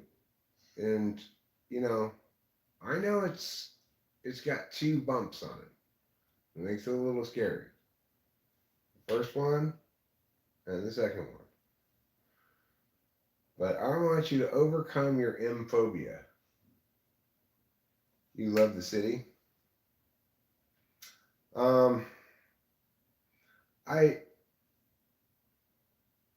LA had lost all its charm to me before I left it. I had exhausted everything that LA had to offer me. I don't I especially where we were living. You know, it was one thing when I was living in Laverne. If I had been in a decent relationship, Laverne was a pretty cool place to live.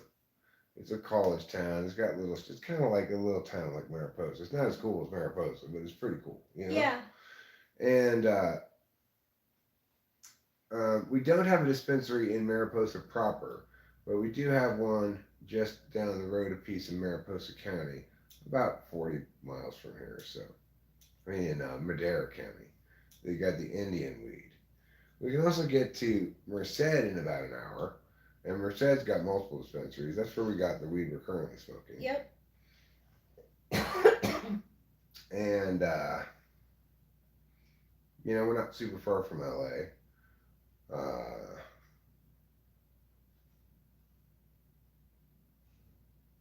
Hi, Carrot. Hi, Karat. Hi, Acacia. Hey, Acacia. Would you open a dispensary? Um, no, I'm not a very good businessman. I don't like being a businessman. I don't like regularity, where every day I gotta go at this time, do this, then yeah, then yeah, then yeah. I like open ended stuff, you know? Yeah. I don't like jumping through hoops. Getting licensed to be a dispensary in Mariposa would involve jumping through a lot of hoops. It's not a terrible idea. I'm sure we could make a lot of money probably if we did open one, but it would have to be white market, which means you're going to make so much money, right? Oh, Because that's you can only true. buy certain kinds of weed to sell if you're white market. Stuff that's been lab tested. Um, it would be better to be like uh, Jodine's gray market weed provider if you grew a lot of weed, Yeah. and not advertise yourself as such, but just try to get by on a little bit of word of mouth. Make sure you don't put yourself on weed maps and other things that get the sheriff interested in you. I was in an unincorporated gray market store one time in unincorporated Los Angeles, I mean, and when it got raided and busted, the cops came in and made everybody stand up against the wall and did all this bullshit. Um, it was ridiculous. I didn't appreciate it. Yeah, gray market is a term for weed stores that aren't white market stores. White market stores have to pay all these taxes and have to follow all these rules. Like they can't sell any weed that hasn't been lab tested for its percentage of THC. And then the producers have some relationship with the labs where they say, okay, there's this much of this weed, test these pieces of it, and then enough pieces, and then they are able to label all those things that. And I don't know, it's convoluted, complicated, unnecessary. It makes it no sense to buy weed at weed stores, basically, but we do because it's a little bit easier. Um, I don't know. Gray market stuff's kind of iffy sometimes. We don't want to run a business like that. Well, we don't want to. I'm not even talking about it as a consumer. I forgot it. Oh, I'm oh, talking about oh. running a business. No, we're not going to run any Oh, dispensary. yeah. No, No. it's just not. It's not our vibe being business owners. No. The only business I ever thought about possibly opening would be called Talking with Famous People, and it would be a business that's like in downtown Mariposa, and it just says, um, "Share your story on YouTube today." Or something. And people can come in as a tourist or whatever, and then I'll interview them and ask them about what they got going on or whatever they want to talk about. And all they got to do is sign some release form where they say, yes, you can put this on YouTube. That seems like not a terrible idea. Mm. to open up as a storefront in downtown Mariposa, to have a setup studio with like a green screen behind it with like, I don't know, like pictures of Yosemite behind it or something, and just people come in and they say, "So what is this?" And you say, "It's free. Just to, if you agree to be on the YouTube channel, host Eric will interview you, and then we'll publish it the same day." And you always reserve the right to take it down if you decide you don't like it there. You're always willing to take it down, and that's it. You can check out the channel if you want to see what we do there. And at that point, if we were to do that, we'd primarily be putting up those kind of videos, I'd imagine. I don't know um, how much action we get, right? But it sounds fun. It sounds interesting. Just interviewing a huge succession of people, It you know. does. You get some like pretty cool stories, I would think.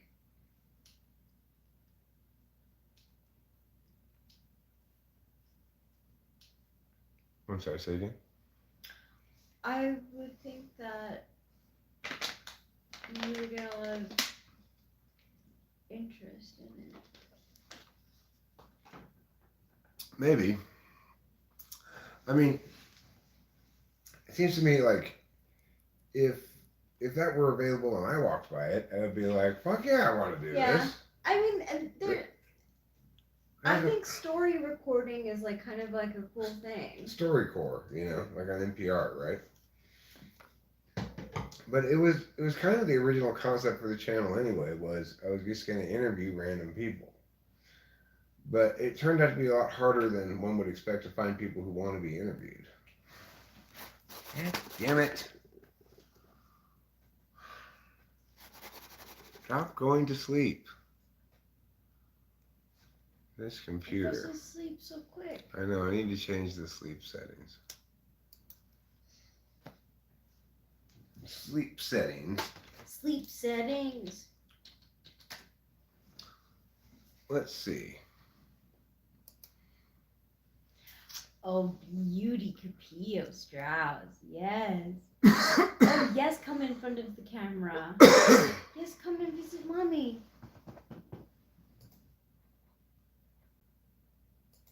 Yes. Come and visit mommy.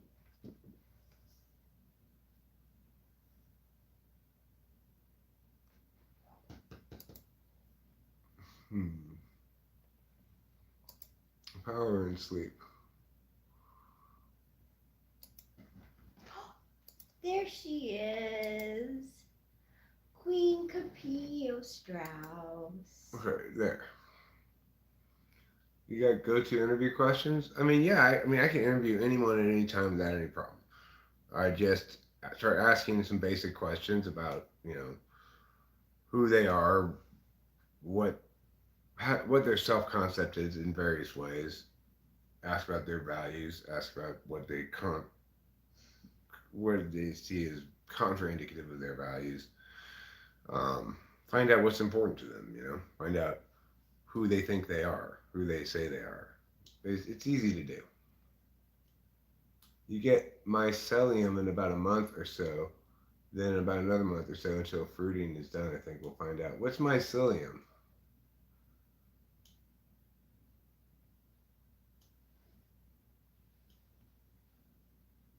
Thanks, Carrot. I'd like to think I am a good question asker when I'm very aware that what I'm doing right now is interviewing somebody. I'm good at managing both not stepping on their toes, making sure they're the center of the meow, and also not letting them run away with it. Right?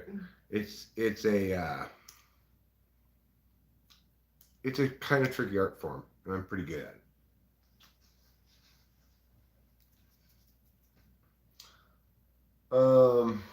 Arizona blueberry white tea is so good. I had it one time and never saw it again anywhere ever else. Well, we like this half and half. I like it a lot. This I do too. Arnold Palmer. Arnold Palmer. The hardest drink to say. It really is. It makes me so embarrassed when I want an Arnold Palmer at a restaurant and I have to like slow down my speech to pronounce it correctly. I mean, how to interview someone would make a good video title, but it wouldn't deliver really what the title promises. Because how to interview somebody well requires that you sniff out and follow the interesting spots, right? Mm. There's got to be some sort of strong either linkage intuitively to who they are or strong linkage emotionally within them to the thing or something like that to make it worth digging into further. So you got to kind of scatter some questions around, read the person's responses, and and determine the right path to walk down accordingly. And it's hard to generalize because people can respond so differently in so many different ways to the same question. It's almost impossible to catalog them all. And yes, Arnold Palmer is the one with half tea, half lemonade. Yes. And some people are, it's like it depends a great deal on who you're interviewing because some people are um, reticent, you know, laconic. They don't have a lot to say, and you've got to keep. Then you're dealing with like your anti-polar types, right? You keep pushing the rock over, it'll roll one step and then it'll stop. You push it again and it'll roll one step. Ask a question, you get a simple answer.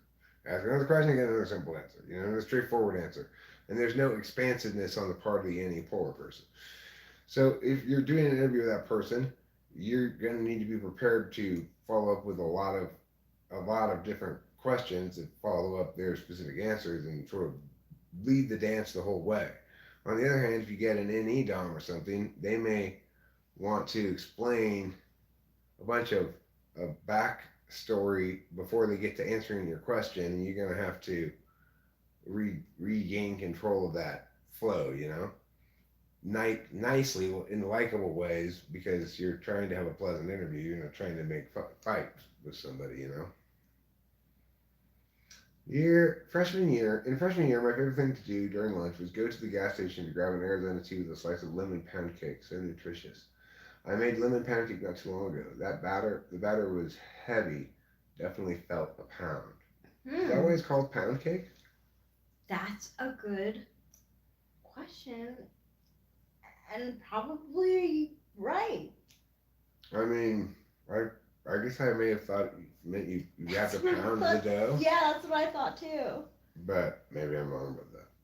I don't think I've ever seen one made, so I just kind of guessed that would probably be why it's called pound cake.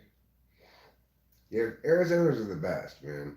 And they're 99 cents too. And they're 16 ounces. You get a big drink. It's good if you get the right flavors, like mango, whatever is good. Mango is good. Mango tea, yeah. Oh, you get the mango juice or the mango tea is good. I think it's called like mango madness or I don't know exactly, but we had an interesting thing earlier today that I thought was expressive of the distinction between NE and NI and the way that they intuit connections to things.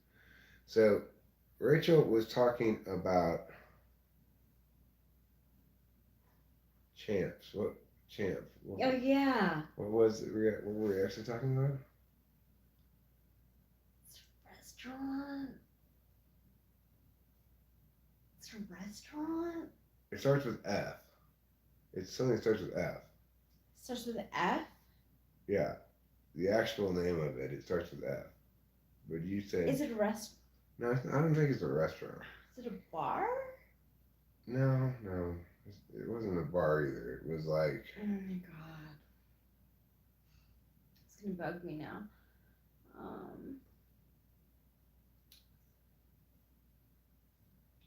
I think we looked it up, right? There's something we looked up on your phone.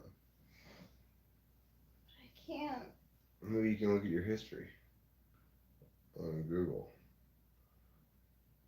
Because what's his name? Well, my favorite YouTube channel. How's it going? I'm assuming you're talking to me and Rachel, so I'm going to say it's going fine. Yeah. It's going fine as wine in a shrine on a 9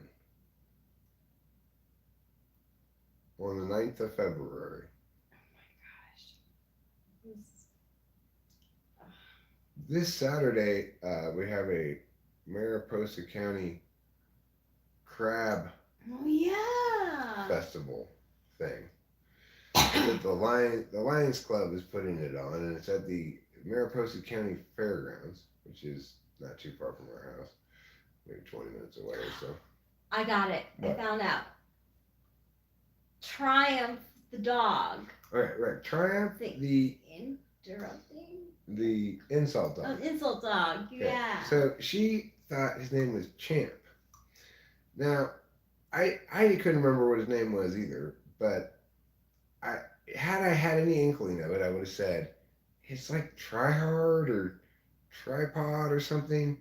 I would have been like that, right? But she did the cool NI thing, which is because Triumph is something that champs do. She got those two things confused, just like dominoes and dice. She got confused, which can sound hilarious when you're saying that the stones of Stonehenge are going to topple over like dice. It doesn't make any sense, right? But it's understandable why she confused the two things, because she's thinking of them on their category level. They're both white things with dots on them. Same thing with the champ and triumph. They're both words that mean approximately the same sort of thing, right? Whereas any is going to be NESI is going to it's Sambo. Okay, Sambo. It'd be like that, you know. I always love an excuse to get more cookie cutter shapes. Well, let me give you one. I'm going to write you a doctor's note that prescribes more cookie cutter shapes as the only means of saving your life from a dangerous sort of parasite infesting your anus right now. My grandmother, the ISFJ, had a twist tube to make her Christmas cookies. Have you played with those? They make German Christmas cookies, little stars or moons. You know, I made cookies with my mom for Christmas using cookie cutters as a kid. We did that plenty of times, more than once anyway. You know, I remember making cookies on multiple Christmases. That's nice. We make sugar cookies. It was fun. We'd have different Christmas themed shapes. Star, like reindeer was hard to get out because it had little pieces that would tear off if you weren't careful, and it wouldn't really look like reindeer after you cooked it. You know what I'm saying? Yes, I do. Because it's like more detail. Yeah, there's too many details. Star worked fine. Christmas tree worked fine. Reindeer didn't look like reindeer. It just looked like blobs. Done cooking. That sounds like such a pleasant. We would do a cookie exchange, but that sounds so pleasant. Yeah, it was fun. And my mom used to take me every year to pick out a new ornament for the Christmas tree. Aww. And consistently, year after year, she did this till I was probably 8 or 9, and we stopped doing it, but I would pick the most flamboyant, Liberace gay ornament in the entire store. Oh my gosh. The one with the most sparkly shit on it. Really? What did your mom say to it? Oh, well, that one's fine, I guess. She thought they were tacky. You know, I'm sure they were. I thought, this one's the fanciest one. Look at all my sparkly things in it. Where's I got that one? So, yeah, our family Christmas ornaments, all the gayest of them were Eric's childhood choices. That's adorable. I'm not sure I've seen or heard of that before. I'm thinking of those cardboard tube cookies that you can buy and slice and bake. Well, yeah, those are different. I'm talking about you make your sugar cookie dough, you flatten it out into a flat, like, square, rectangle-ish shape, and then you take the metal things and you push it down onto the wood underneath it so that it cuts out the shape you push down onto it with, you know? Um, you think you naturally develop all your functions the older you get? Well, I mean, the thing to remember is that, like, being a dominant extroverted intuitor means I've chosen this kind of relationship between extroverted intuition and introverted sensing. I've chosen to sacrifice introverted sensing in order to make extroverted intuition my primary mode of being. That's never going to change. Now, it is the case that as an introverted sensor, I learn from mistakes and avoid repeating mistakes, and that probably SI types are better at learning from mistakes and avoiding repeating mistakes than NI types are. However, NI types are less likely to make mistakes. So, the point is, for me, my relationship with my fourth slot function is always going to remain the same. It's always going to be uh, when it's manifesting physically, it's probably going to be annoying me. I'm sick, I have to blow my nose, I have to pee, I have to whatever, I have to eat, I have to drink. It's something that I wish I didn't have to think about or pay attention to.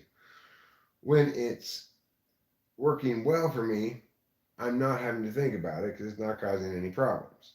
That's never going to change. That's what it means to be an NE Dom. Being an SI Dom, it's a flips prioritizations. Now, same thing with my 2-3, right? In other words, being NETI implies or defines the relationship you have with each of the other attentional manners accordingly. So, my relationship with NI is never going to change. That doesn't mean that my intuition can't become more effective over time, because after all, I'm practicing some form of it all the time. But my relationship with it, as defined by my relationship to other cognitive functions like extroverted sensing, its axis mate, that's never going to change.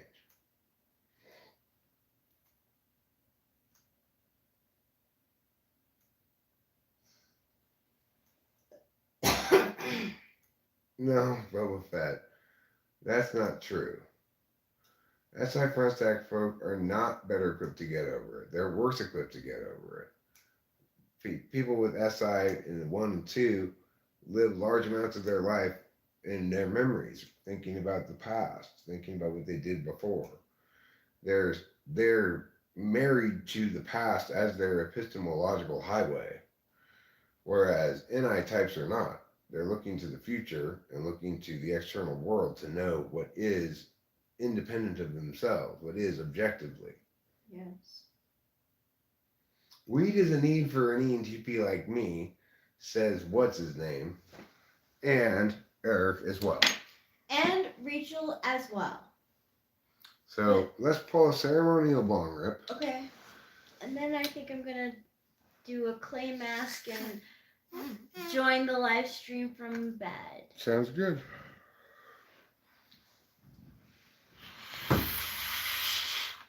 That's why they call you a clay mask mama with a hell of a scope. Picking out a police tattoo. They can't cope with you.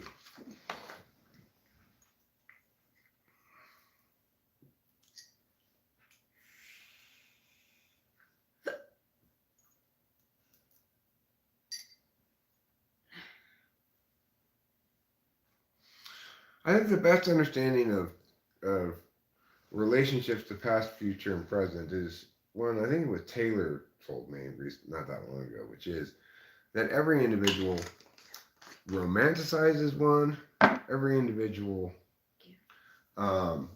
fears one, and every individual is practical about one, past, present, and future. For me, I romanticize the future, I'm practical in the present, and I'm and I fear the past. The past is where bad memories lie. I think everybody has some of that triumvirate. So, for my dad, he romanticized the past. He was practical about the future, and he was scared of the present. Yeah, that sounds about right.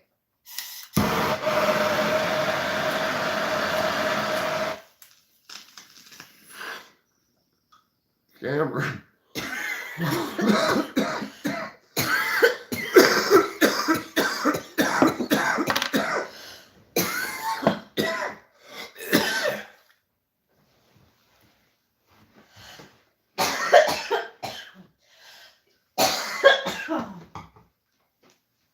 Cameron romanticizes the present, is practical about the future, and is scared of the past. Jess Davis says, I romanticize the past, fear the future, and am practical of the present.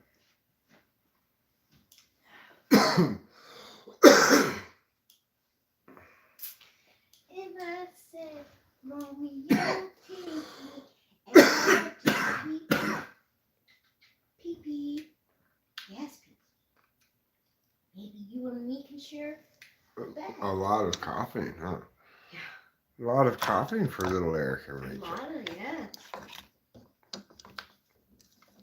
Romeo, take me, I don't wanna be alone. I've been waiting, all you gotta do is phone. I'll be your hoe, and you can be my pimp. I'm Taylor Swift, your dick is limp. I like that. Oh, yes. There. Oh, Hi. yes. Yeah, I'm real close now. Hi there. I've missed you guys. Have you missed me too? I love you. I love you too, my darling angel. Good night, good night, good night. Good night. Good night. Good night, my beautiful, precious wonder pants. Yeah. Oh, you're saying good night in trouble. I see. It's okay. It's okay.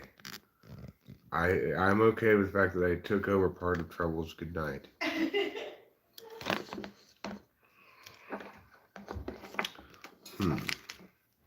I was gonna put it on this maybe. There we go. Oh yeah. Hi. Hey there. I'm coquettish. I am so shyly flirtatious that I have to hide behind trees all the time.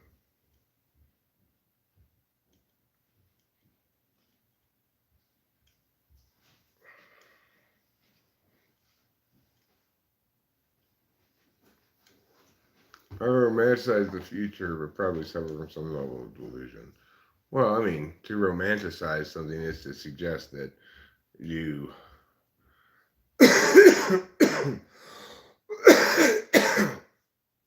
have a more favorable than is realistic impression about it, right? I've had to come to terms this last week with being sick, which has been very frustrating for me. I hate being sick, and we've got a lot of stuff to do and stuff, you know?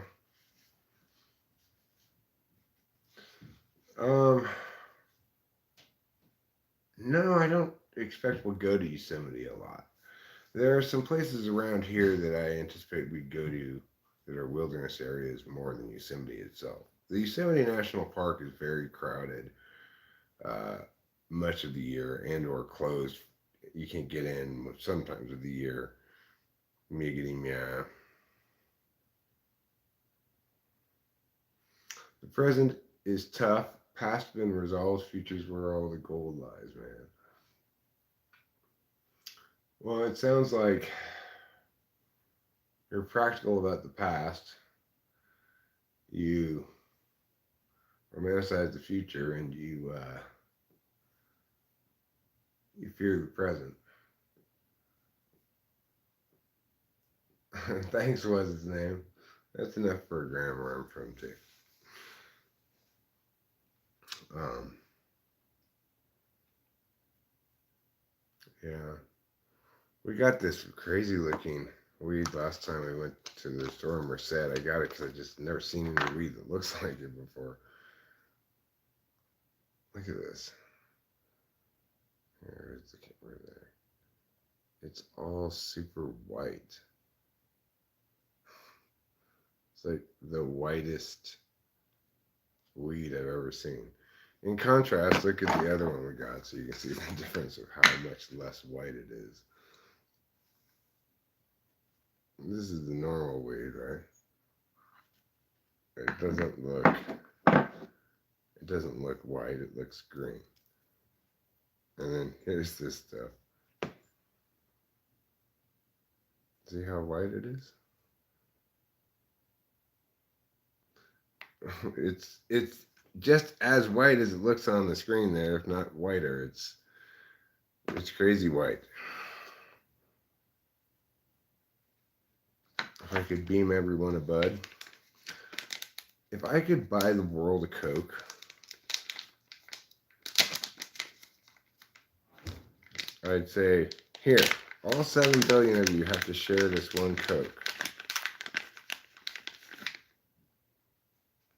This is another kind we got called blueberry pancakes. No, I don't. It's in the pod. I won't have it till Monday. I don't have my guitar with me. I miss it. It's like things like that are what caused Rachel and me to have a little bit of a meltdown today. I should have got the pod ordered out here ASAP right away, but I don't know. It's the first time we've done this, and I'm an SI knower. And I'm an NE down, which means I got to do things this stupid way, every stupid way before I realize how to do it right. So, just the way of being Eric. I have to fail at everything at least one time before I cease failing at it. Himalayan wild grown hash.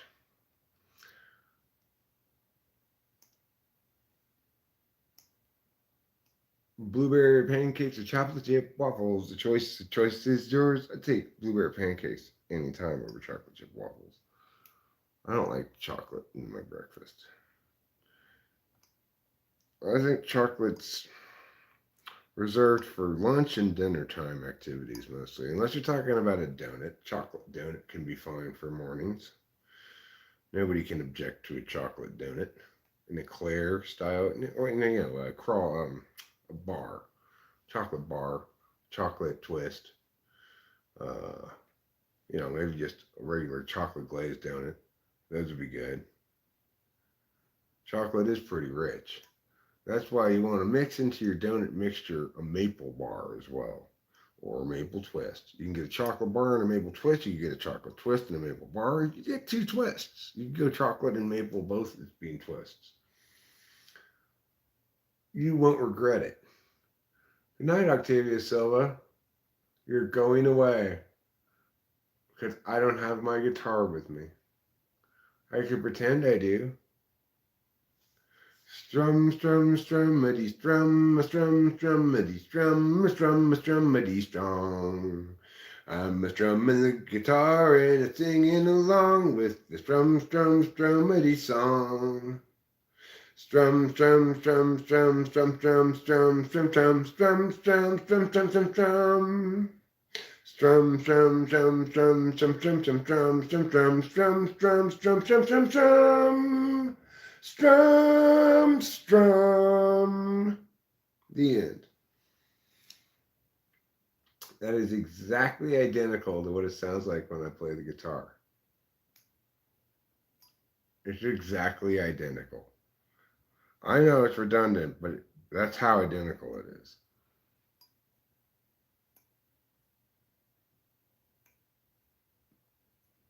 You're welcome, Octavia Silva. I spent years composing it in a Mexican orphanage. Thanks, what's his name?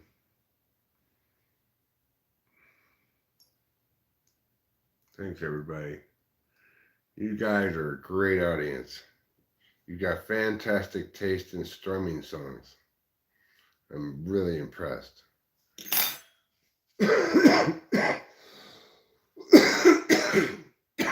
Rachel left this ring here. I'm going to steal it. Ooh, don't I look fancy? I've got 2 rings on now.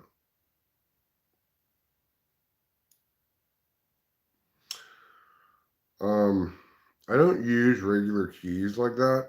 Okay, I've got my own names for all the keys.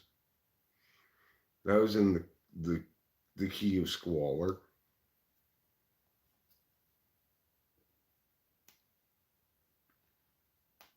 The key of squalor.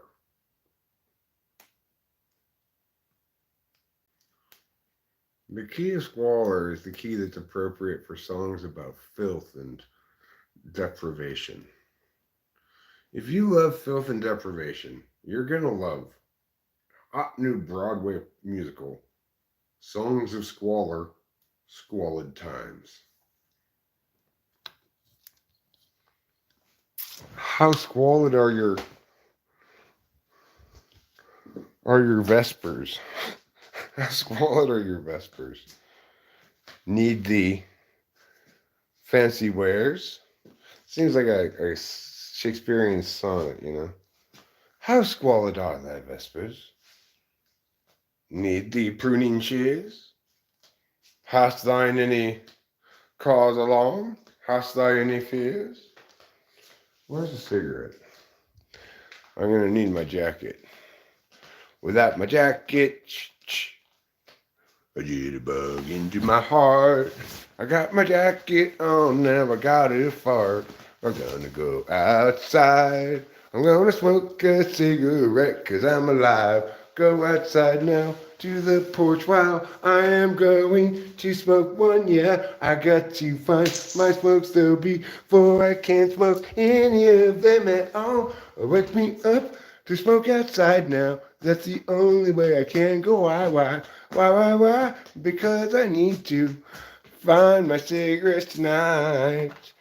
Take me outside to smoke a smoke now. Yes, that's where I'm going to go now. I've got to go outside smoke now. Outside smoking tonight. You know, I am really mad at some very slanderous people. Somebody told me the other day that George Michael was gay. I'm like, that guy's not gay. He's super straight.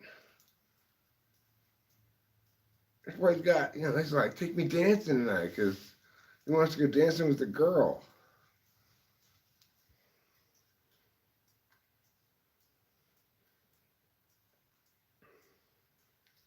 Because you got to have faith.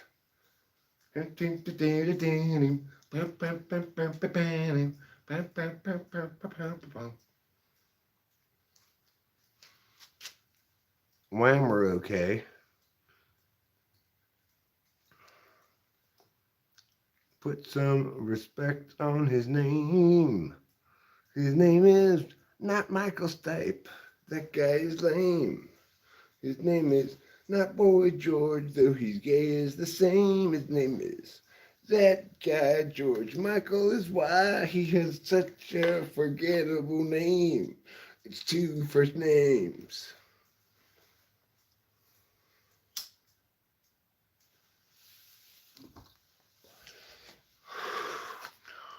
Let's go start over here. Uh-oh, am I too far away from the Wi-Fi though? I wanna put... I saw the sign. I opened up my eyes, I saw the sign. Life isn't standing, it's not understanding. I saw the sign. I opened up my eyes, I saw the sign.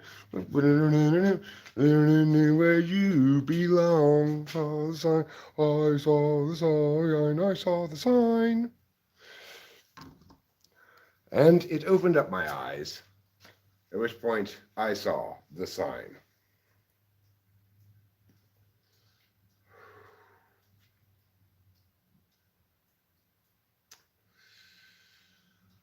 All that she wants is another baby.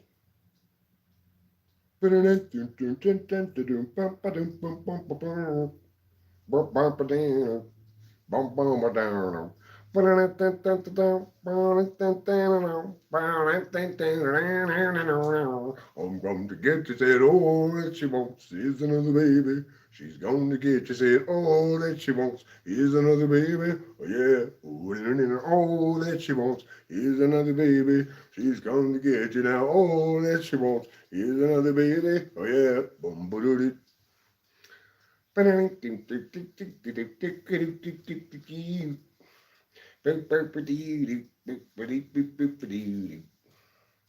It's a really good song, huh?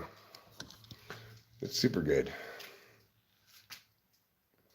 It carries you around like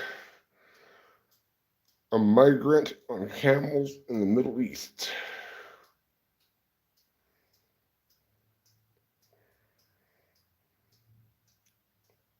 It's now the first month of what happens with your prescriptions. Yeah, I called it in and it was ready the same day. I drove down to Oakhurst and there was not any line. They just gave it to me. It cost $25 and I had no problems at all. It was like, what? What kind of strange, bizarre world is this where I can get drugs then prescribed? I look so fancy right now. Hi, my name's Fancy. I'm fancy to meet you. I fancy meeting you. Did you guys know that I fancied meeting you? It's true.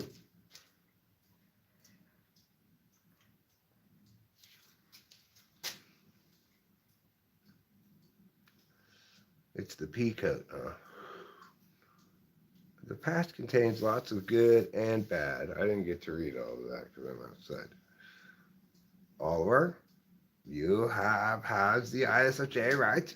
Yes, Oliver is an ISFJ. He has the wisdom of motherhood.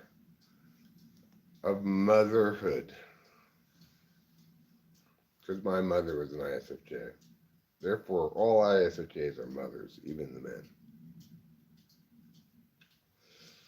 And they possess the wisdom of motherhood.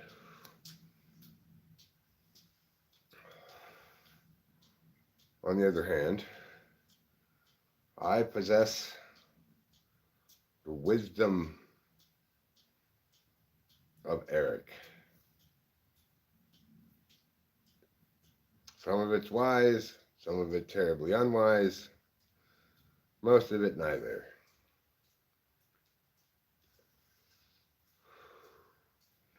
I'll tell you what's wise, though. Just showing you the buttons of my coat.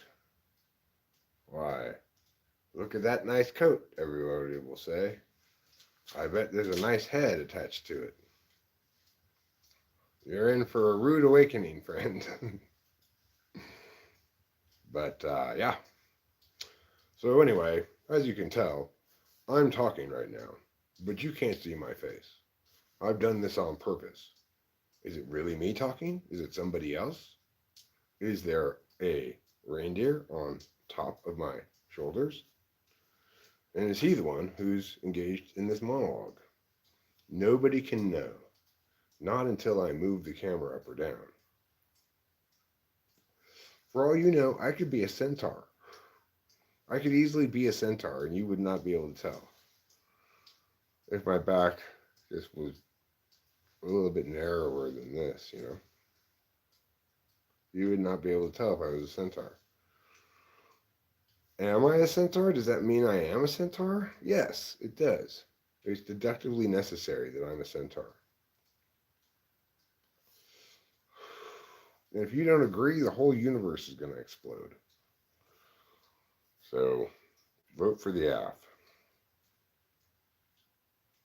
I used to romanticize the past, but it's not really very fun to do anymore because it's a memory of lots of bad things, yeah. What now? Oh, that would be so lovely. Meow, meow, meow, meow. I can't read much on this phone out here. What was it? Small words and go away times and Eric's old eyes.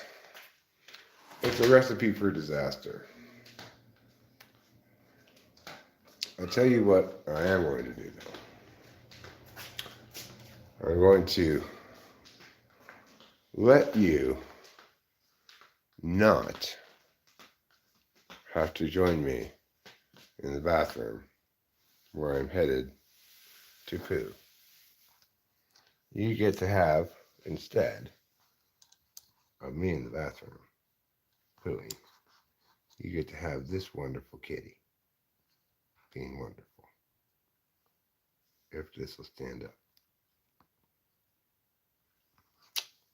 Don't be a little bee. There. There.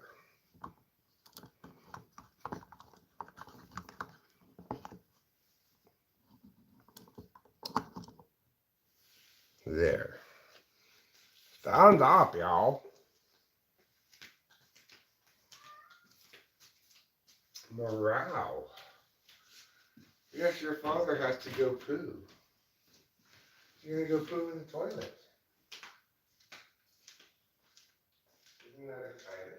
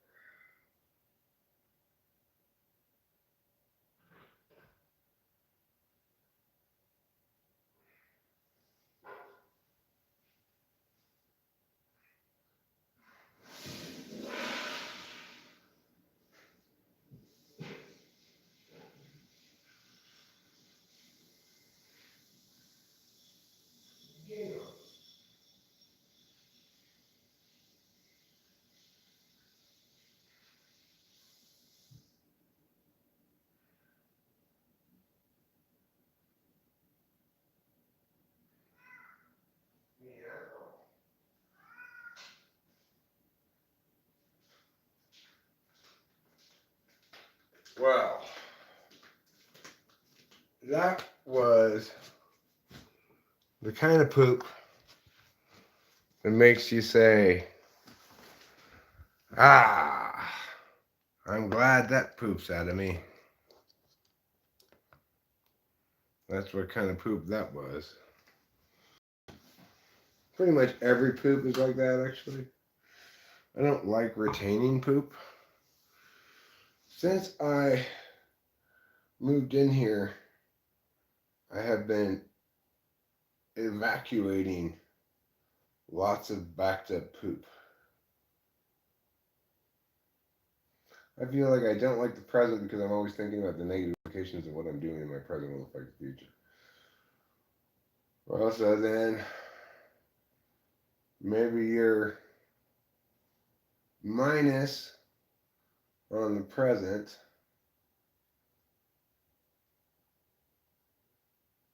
plus, I don't know, Facts, fly guy, facts. Retaining poop is good when you can't use the toilet. Yes, it is. But having poop that's like clearly poop beyond the poop the food that I ate today, right? For long serious stretches of the day, it tells me I had a lot of poop backed way up into my intestines, you know. I've been pooping it all out. Been using my butt to do that mostly. Who here has peed in a public pool? The last time I swam in a public pool was probably in high school. I don't remember if I ever peed in the pool in high school or not. I would say it's not inconceivable that I did, but I don't remember doing so. I dig a hole at the beach and I poop in it. Dig a hole at the beach for my poop. I dig a hole in the sand by the water and then I poo in that there hole. My name is Flag. I love to poop in holes and sand that I dig. And if you don't, well, I guess you must have a finiation for figs.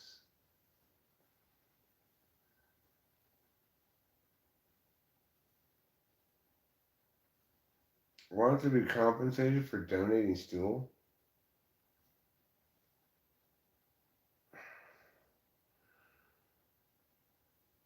Oliver Linehan used to overthink the past. What caused him to stop was he reached the bottom of the rabbit hole. It was freeing for a minute, but then it just felt like I wasted years ruminating.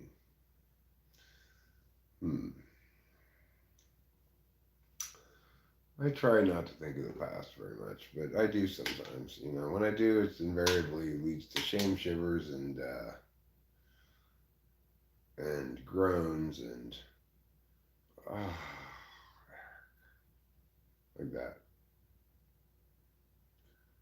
SI dominance and mastery. These are my personal experiences. I'm dominating with them.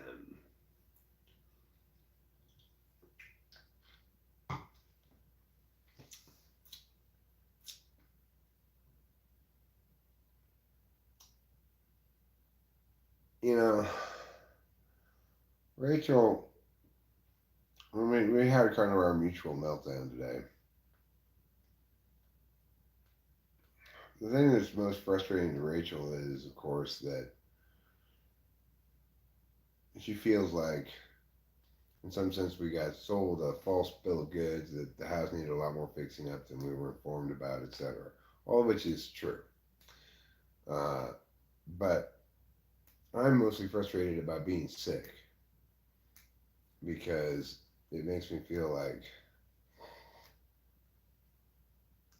I can't really put a handle on things or really have fun.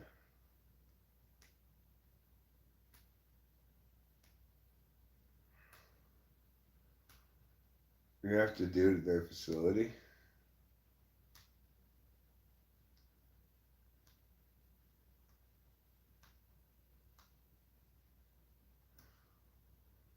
What's overthinking the past? Okay, well,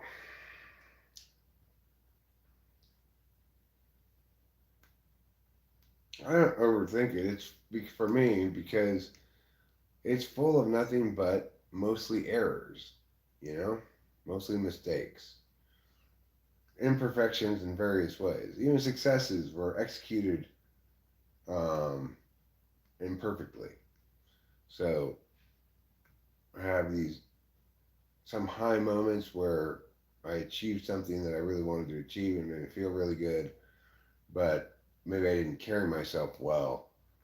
I didn't win graciously or something. Well, that's going to end up being a cringe moment more than it is a gratification moment because I'm FE third and failing on FE grounds like that is makes me highly susceptible to the shame shivers. So I try to avoid thinking about the past because it's full of mistakes. That's how an ENTP learns and grows. They make a bunch of mistakes, they learn from them, they adjust, and by the time they're 50 or 60, they've kind of gotten the hang of things, sort of.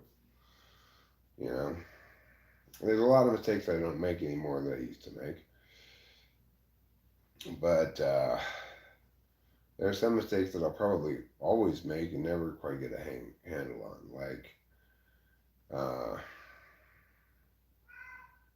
I don't have a very good relationship my um, with my objects in general. I tend to misplace things and get frustrated by just physicalities in general.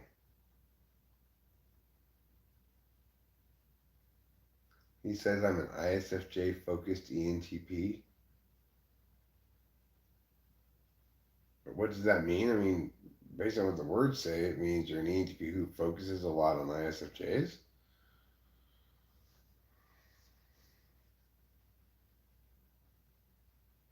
I don't know. I wouldn't put any much weight into C.S. Joseph's typing of you. He's not very good at typing people. He's, in fact, often remarkably bad at it. Some of the people he types is yeah and yeah are obviously not. It's insane. He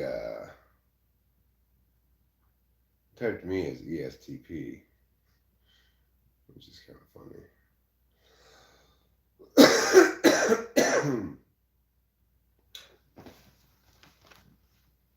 Since I'm pretty obviously not an ESTP.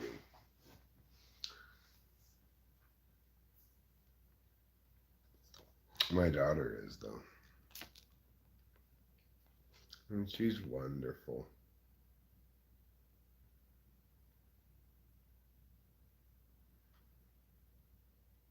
Well, look, Just Davis. The fact is, cognitive functions need to be understood in exactly one way. You start with a prime directive, which is to say, something through which reality, consciousness, people, etc., personality, can be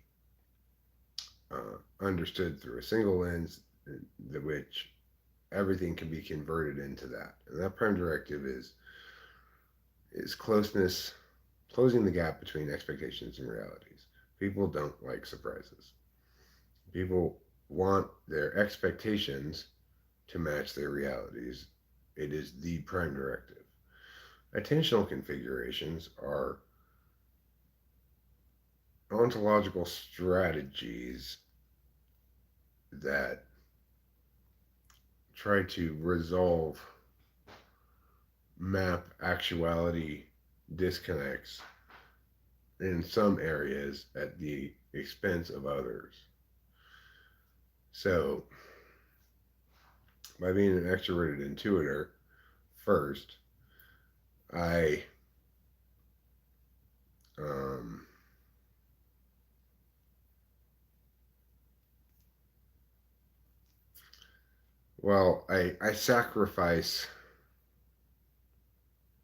I sacrifice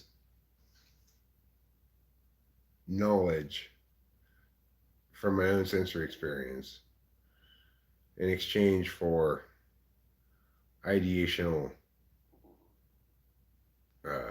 range. So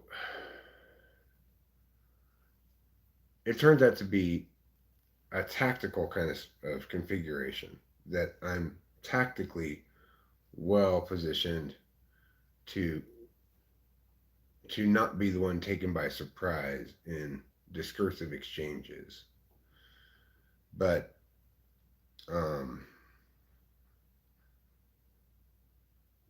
but I'm definitely prone to being taken by surprise by things like a leaking bathtub and broken mirrors because I'm directing my attention towards non concrete stuff mostly, and therefore what gets sacrificed accordingly is attention towards concrete stuff. You can't um, you can't really ever work on your cognitive functions in the sense that a cognitive function is a way of paying attention.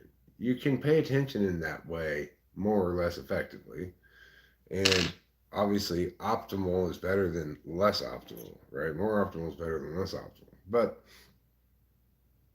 the key thing about your personality type is that the reason it defines you so successfully and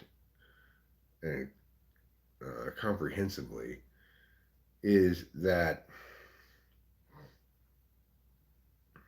all of your behaviors, every bit of data that you externalize, um,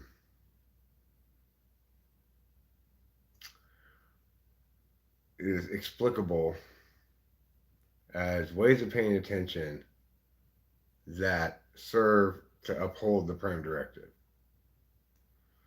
So now you've got, with that basic conceptual shell, you've got a place to actually start working. Without that conceptual shell, you don't have a place to start working.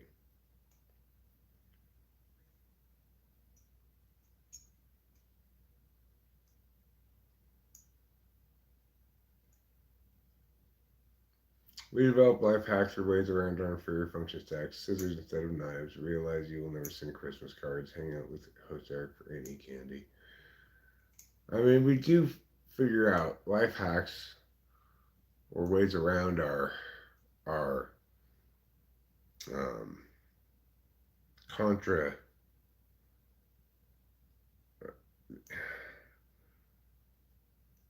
around the attentional habits that get the minorities of our conscious time or conscious attention, right?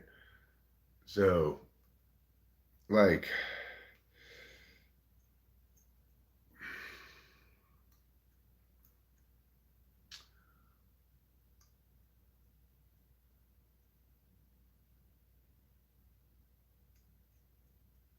how about strategically? How am I positioned there? Not so well. Not so well. Because um, strategy is about executing big picture plans over the long term. Tactics is about executing adaptability in the short term.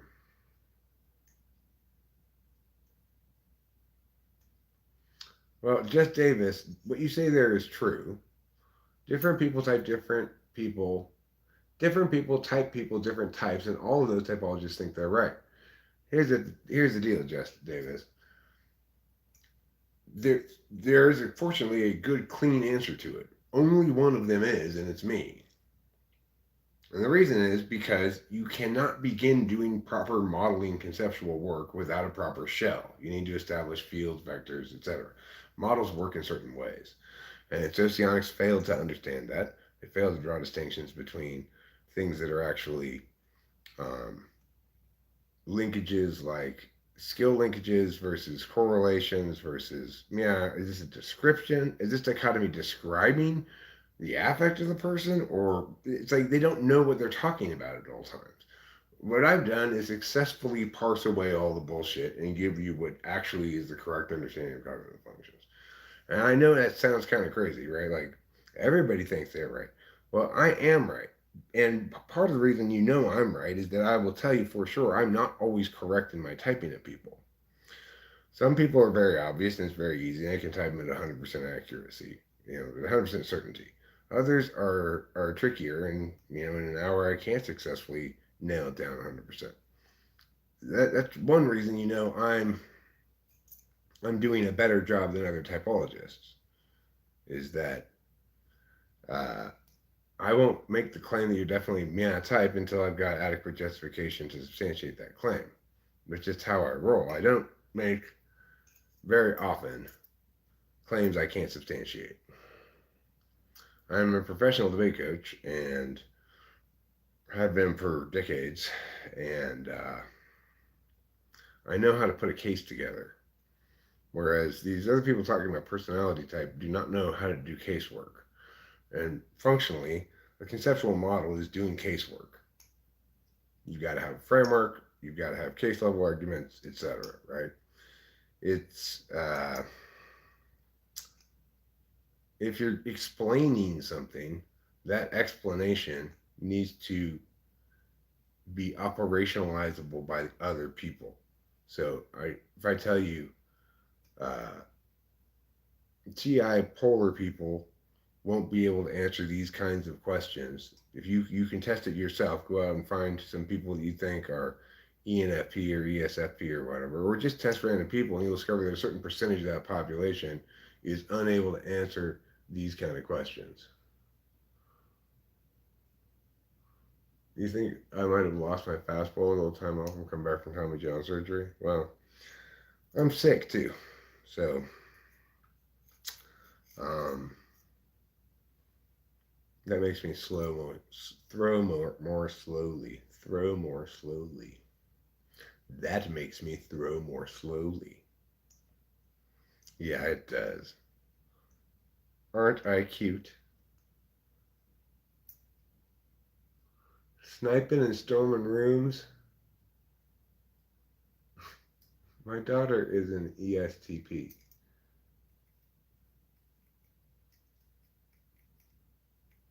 No, ENTP and socionics is exactly the same as ENTP and MBTI. It's just the introverts that are reversed in socionics, for instance, Mom. The extroverts are not. So, so there you have it. There's the cold splash of the cold water or the icy truth of the cold Arctic seas splashing on your face like a wet blanket on a warm summer's day. Exactly like that. Yeah, right. Oh, you better be. You better be sorry. Because I am enraged.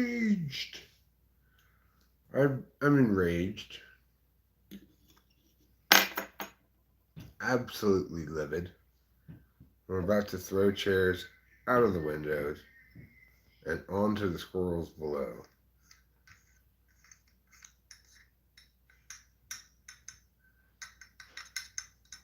See, it's Joseph typed you in 2.5 minutes. Ridiculous. Absolutely ridiculous.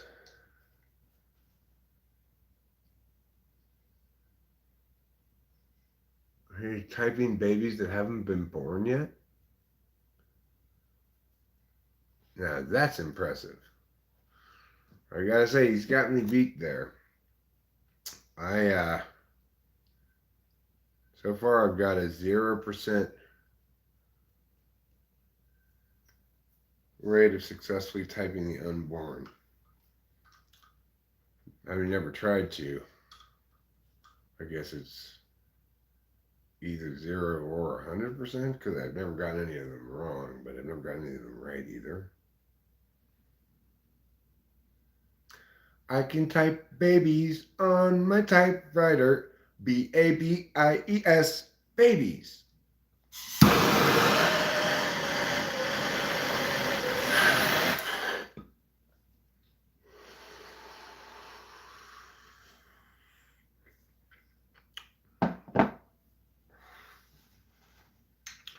Toddler typology.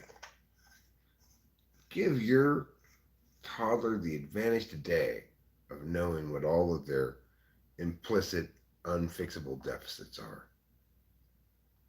With toddler typology. Listen, Jimmy, you're never going to be able to do that because of your type configuration. Just deal with it. You're never going to be able to answer those kind of questions. You just won't. So stop having dreams and ambitions right now. Don't you hate it when children have dreams and ambitions? It's like, you small people, go to school. Learn to write in cursive.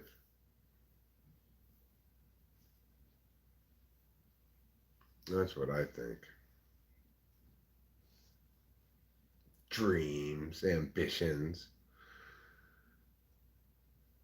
CSJ is an F tier grifter. I don't understand how anyone takes him seriously. His persona screams, I'm a self-help guru grifter who can only prey on those on the left end of the bell curve. The left end? Well, what if you're looking at it upside down? On the left hand's what they got.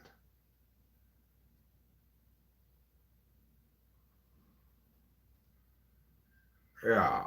You children keep your dreams and ambitions off of my lawn. Who cares if you want to be an owl, said Daddy Fox. Go raid that damn hen house and tell the beaver his mother wants him home for dinner, so bring an extra branch. You nailed it, Oliver. You used a hammer and a nail. And now it's attached so much to the board you nailed it onto. 'Cause you nailed it, Oliver, in a single hammer blow. No! Oh, why must you suck so much? Oh, why must my computer sleep? Oh, why must it sleep? I don't want it to sleep, 'cause I want it to beep. Oh, why must it sleep? I told it earlier to sleep not so much. It said, I will sleep as much as I do a bunch. And I asked it again, can you sleep somewhat less? It said, no, maybe when you start wearing a dress. I said, fine, then go to sleep. I'm not wearing a dress. It would have to be super manly dress. Like, have pictures of power tools all over it. It's got to be at least knee length. I should say Black and Decker right where the cock is. Tiffany is pushing 4 standard deviations left of the center, said curve.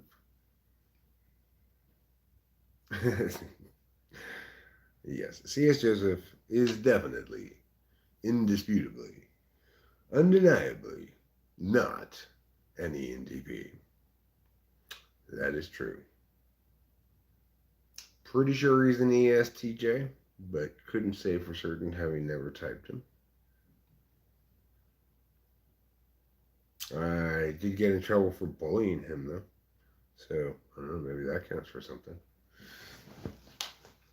What did you do, Eric? What did you do? You bullied him. Yeah, I did. I called him names and gave him the full blast of the what for, you know, in not very civil language. And I got a warning. I got a warning that I still have to this day. It sticks forever. Pretty draconian, if you ask me, but you know, doesn't seem to really hurt me. I did invite C.S. Joseph to a boxing match, but that wasn't the thing that got me busted for bullying.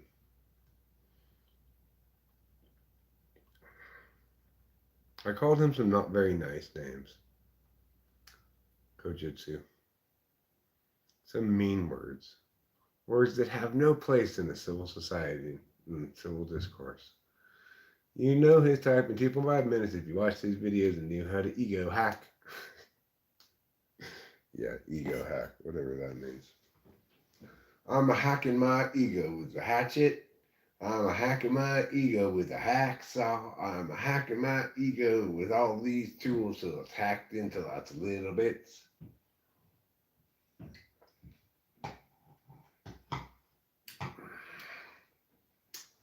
We should have an in-person meetup, open forum with all the notable typology people like CSJ and Melissa Talks. Neither of those two will come anywhere near anywhere I am. You know.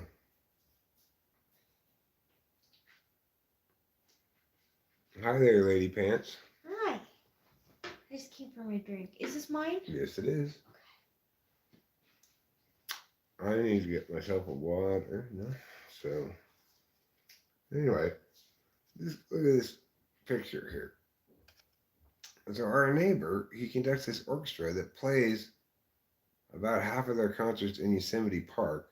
You probably can't see this very well, but they're playing on top of Half Dome. No, no. I'm sorry. August 21st, 2016 concert atop Yosemite's 7,209-foot Glacier Point. That's what it says. Who's Club ENTP? He's this ESFP guy who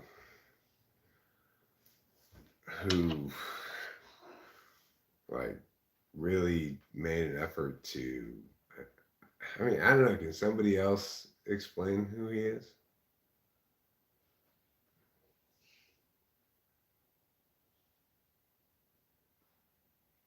I mean,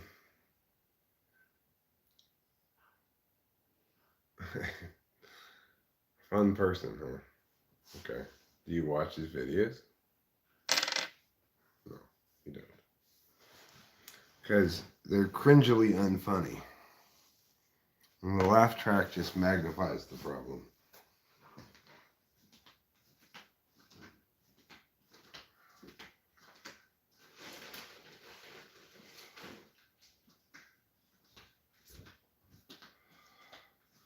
Because he cry, boy. That's why. Because he cry.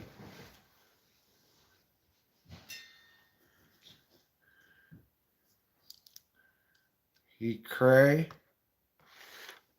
every day.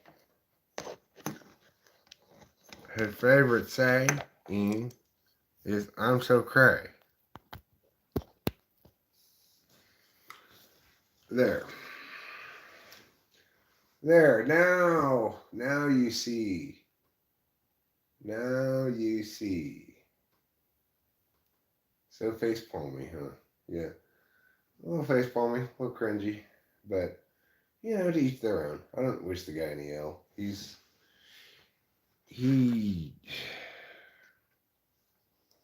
just didn't. He either overestimated himself or underestimated me, or I don't know, one of those things.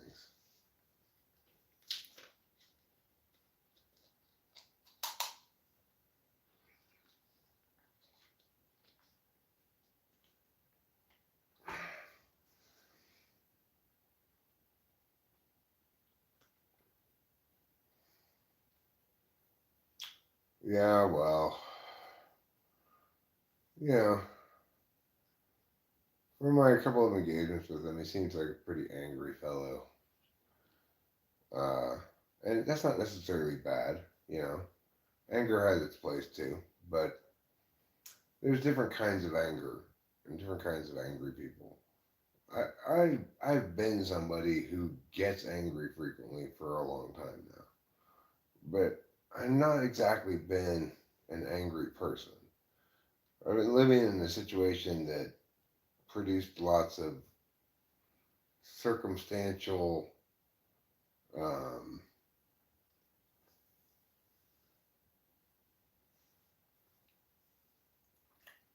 circumstantial like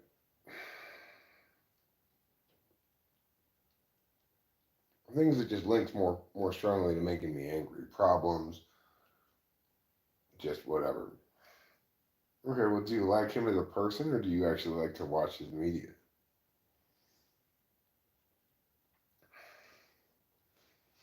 Big difference, you know.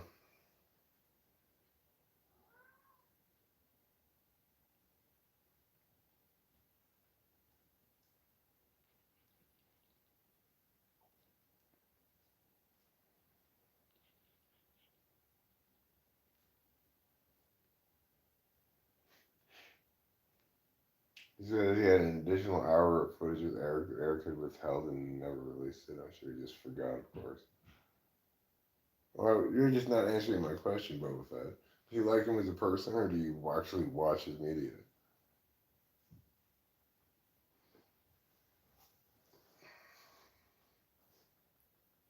Because, I mean, it's not very good.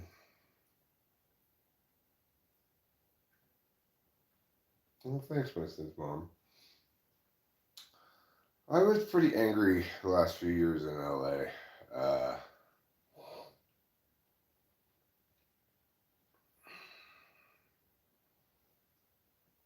It was difficult the last few years with my dad, but it's like I didn't exactly know I was angry. I just knew that I was getting increasingly dejected, you know? And, but there's always these problems in Los Angeles that required me to bowl my way through as I'm dealing with, you know, idiots who aren't listening to me about things that are important about my dad's health or my mom's health or whatever. And, you know, um, but I'm not angry up here. Uh, I don't, I seem to have more or less lost any interest in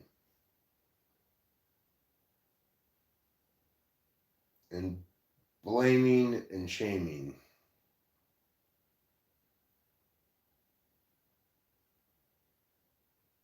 You're still not answering my question, Rofat. Are you saying about him personally, or are you saying you actually watch his videos?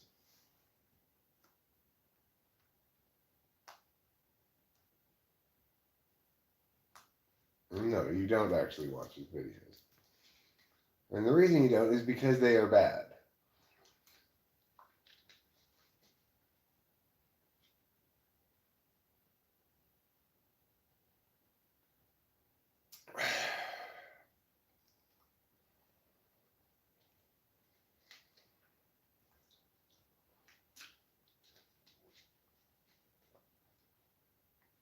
Oh, did he answer that one already? My bad, Oliver. Oliver, Oliver defended your honor and defeated the mighty Eric with a single blow of his broadsword.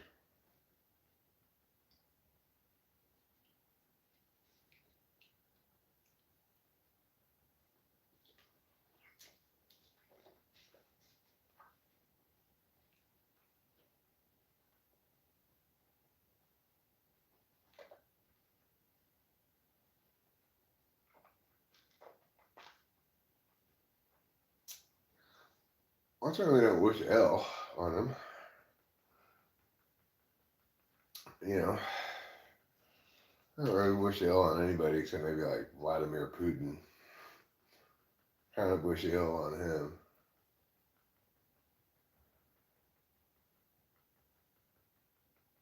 I don't have any problem with him, but if you recall, he had a problem with me. Not the other way around.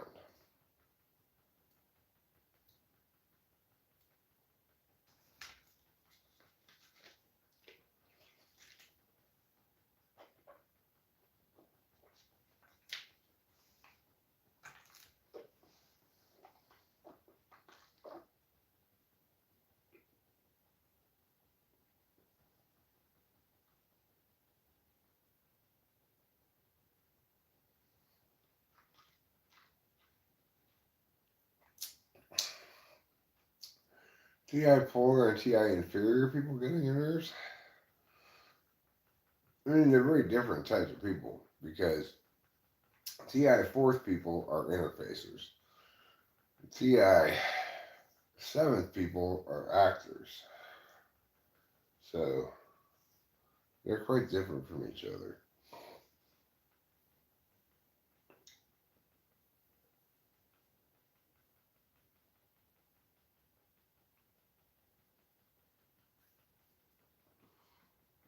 Anywho,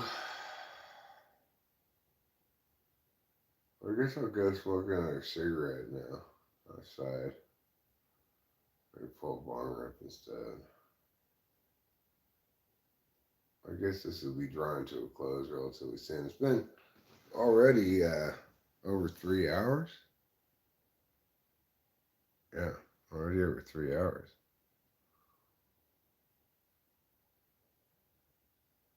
going public and making shit up and then not backing it up.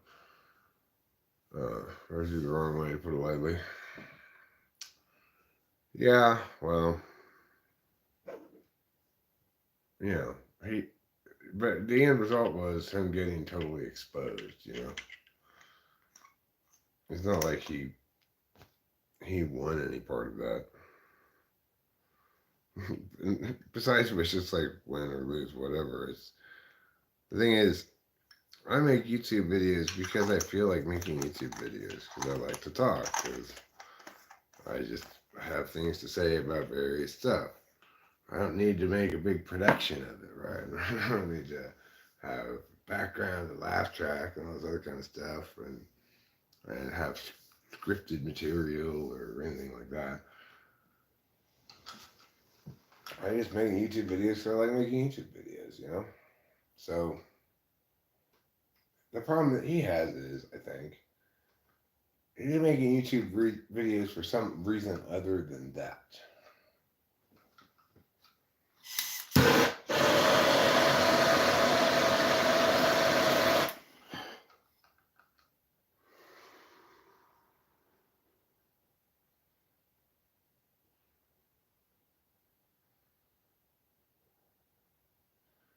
Right, yeah, I can wing it just fine. Winging it is a very natural thing to do for me. It's preferable to prepared stuff by and large. I feel comfortable responding to things that pop up one at a time. It is an easy feeding of me of things to do ideation off of. I've got something to say about everything or whatever. But it, it's such a uh, not desired skill. So it is kind of trick, but it's not something that people want to consume very much. Me talking and making jokes, if I were more consistently cool and funny and not so much of a dick and not so condescending, if I mature into a better version of myself, then possibly I will start to garner more and more of an audience because there'll be more reason for people to find me appealing. Um,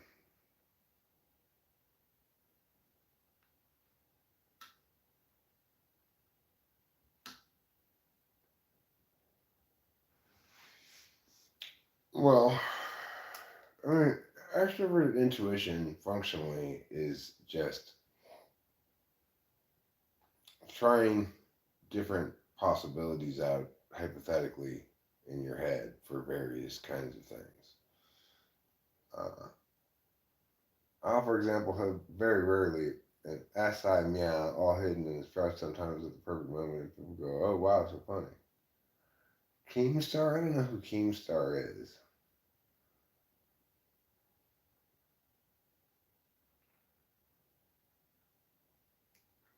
I don't know who that is. But, I mean, I don't. I think that Club ENTP probably wants to be successful as a YouTuber and quite possibly has a higher ceiling of success than I do. Uh, People like what they like, and it's definitely not me, right?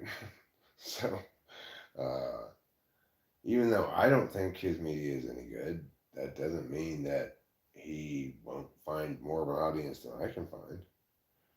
And if he does, good for him. It's like him being him is more popular than me being me. That's just how the world has designated things. And it's not unexpected because I'm I'm not making much of an effort to be accessible on multiple levels, right? I'm not making much of an effort to be accessible intellectually. I'm not making much of an effort to be accessible emotionally, like to make sure that you feel cared about, safe, whatever, provide a safe space for people to disagree without getting yelled at or mad at or whatever. Historically, I've not been good at doing that stuff. So it's understandable that people have uh, rather a rather hesitant relationship with media I produce. Keemstar show. Seth the programmer exposed for everything. Cy Clyde interview. 6 hours. Hmm. Keemstar is clubbing to be a clubbing to be managed to attain a huge following.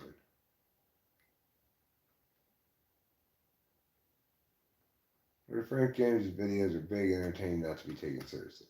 Well, I mean, they are.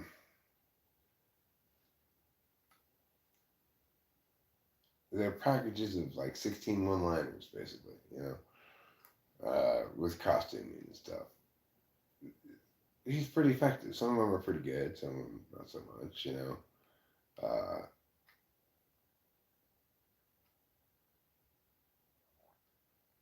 he got kind of stuck with, okay, now I'm successful. What am I going to do? Right?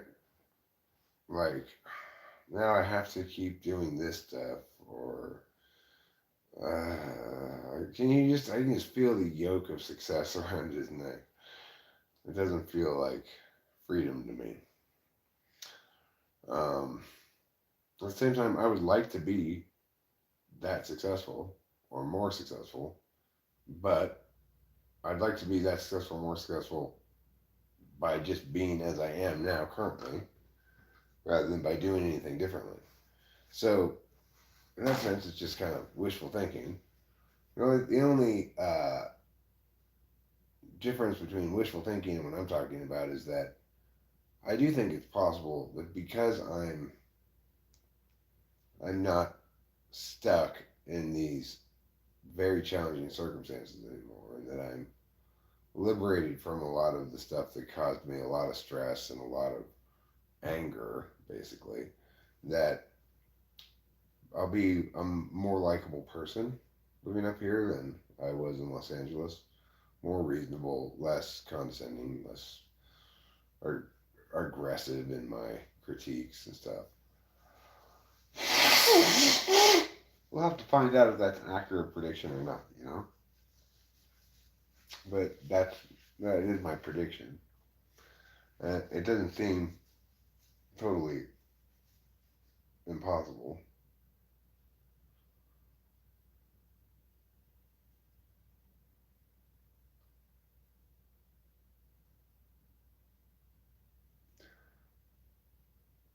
I mean, well, it's just people in the mood for that kind of media. It doesn't really tell you anything about the person very much as to what kind of media they're in the mood for. Sometimes I'm in the mood um, for little short joke things. If they're good enough, sure, why not? I like to watch videos of surveillance video, paranormal shit, for example. Just little clips of weirdness. Did that make me dumb? No. I might be dumb, but that wouldn't be why.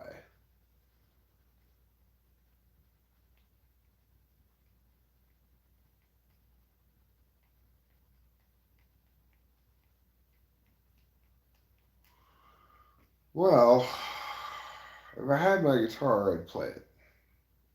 That much I'll tell you for sure. If I had a sitar, I would say it and wrap it all over in fur. But instead, I had neither, not one or the either, and thus I will show you no more. There's my limerick. Every life lived reaches a time when the road splits in two.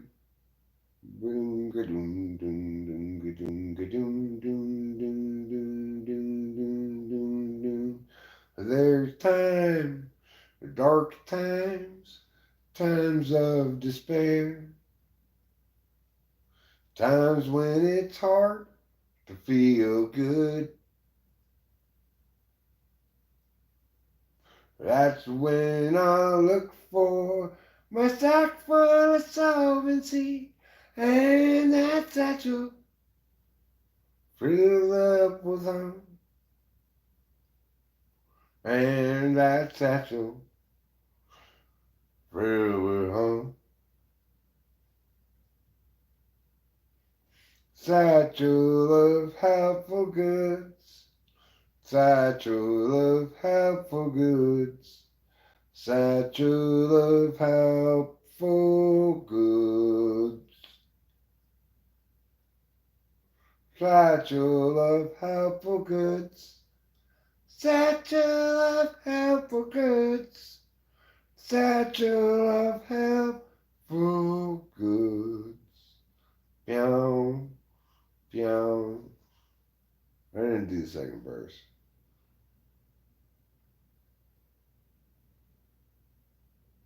Epic song needs a solo.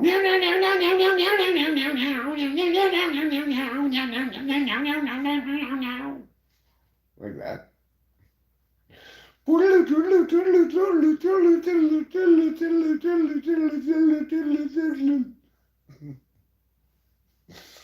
That's my favorite kind of solo. It's called the doodaloots. When you solo in the doodaloot style, you're connected. I'm live. I disconnected for a second there. No need to shred. Meow, meow, meow, meow, meow, meow.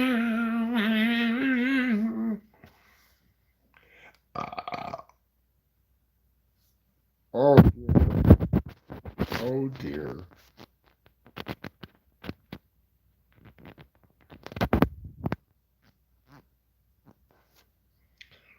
When I think of guitar solos, I think of bum, bum, bum, bum, bum, bum, bum.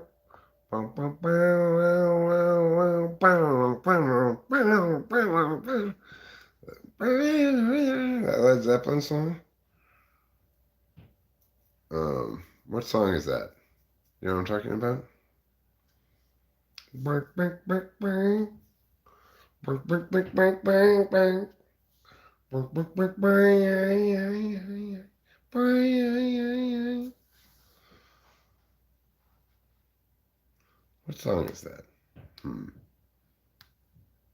Is it a Heartbreaker? Hey, I'm gonna say I'm gonna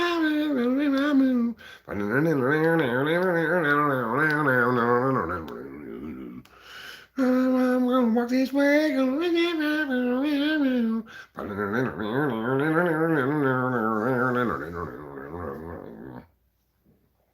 Oh yeah, oh yeah.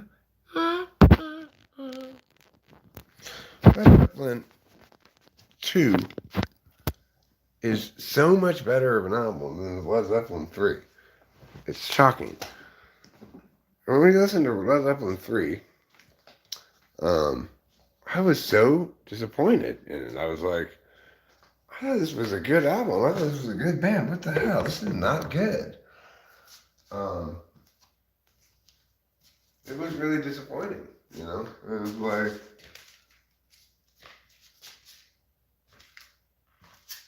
I expected to be impressed by it. Where did I put my jam? Oh, I know where I put it.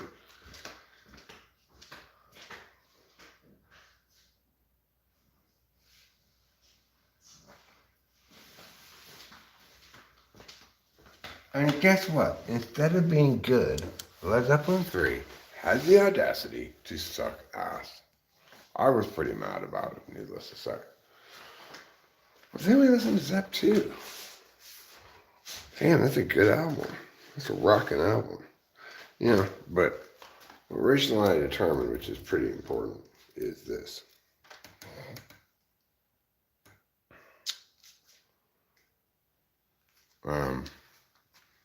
Mick Jagger should have been the singer for Led Zeppelin. And then Robert Plant could have go sucked with the rest of the Rolling Stones. That would have been a better way for it to go. Because Led Zeppelin with Mick Jagger would be a great band. Led Zeppelin with Robert Plant is a great band with Robert Plant, you know? Like, can you get any, like, more proto Pearl Jam than Robert Plant?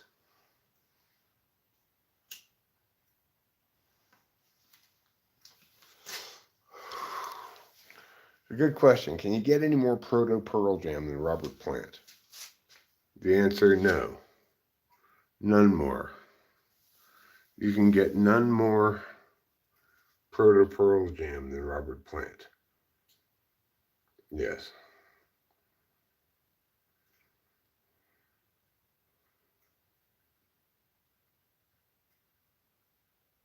Yeah, we're gonna get the ring camera coming with the pod. I was panicked there for a second, Boba Fett. I was panicked.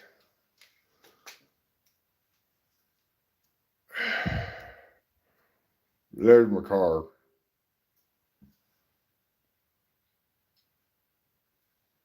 There's my face.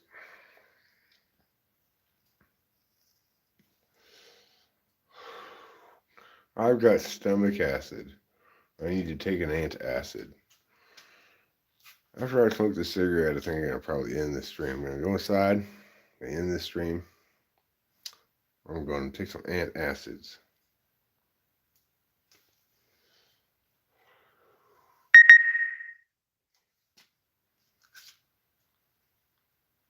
Eric answers his own rhetorical questions. Why are we here? Because. When are we here? Before. Where were we here? Over there. Will we be here? Probably.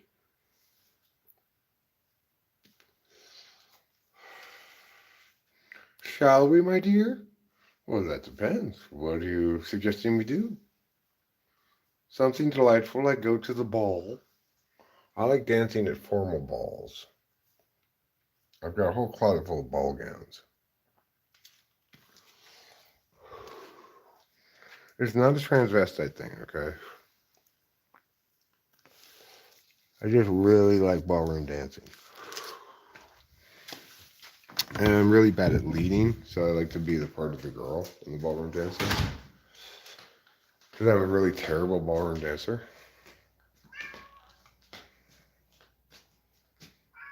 Yeah, I need some antacids. Meow. Who do we have over here?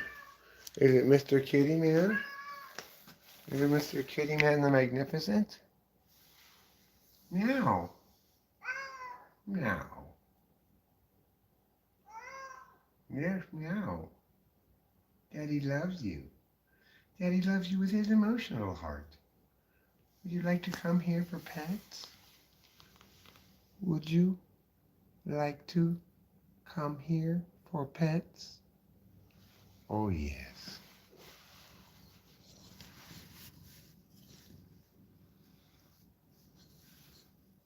Oh, yes. You're a good kitty friend. Okay, I know. I know. You're a handsome man, aren't you? Yes, you are. You're a very handsome man. You were on the cover of Kitty GQ magazine. You were listed as one of People magazine's sexiest cats of the year. Yes, you were. So, there's a cat so sexy that nobody can deny. That nobody can deny. That nobody can deny. Because he's a very sexy cat. And nobody can deny that. Denials will lead to strict and severe, harsh, instant punishments. Like decapitation and recapitation. Have I explained to the kitties where they are? Well, that's a good question. I did say the trouble. I know it's scary. I know, because he was so scared at first, you know. But he settled in pretty good, you know. He seems pretty comfortable doing his stiggity thing. And meow, bliggity blang. I'm gonna go get Aunt S's now. Unless they're over here. They are over here. That's good.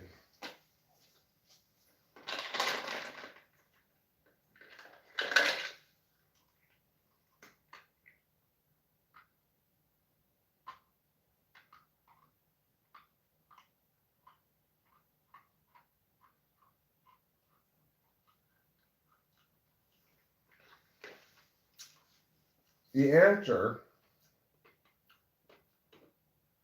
Senor Jess Davis, the answer is a lot. First, school's gonna suck a lot. Then work is also gonna suck a lot.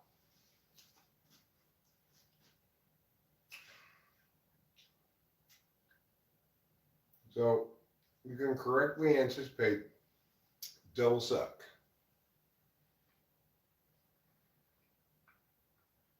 Also known as a sword fight in your mouth.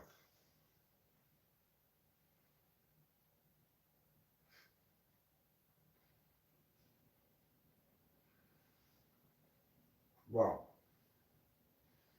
I've got some good advice for you, Jess Davis. Stay in school and don't do drugs.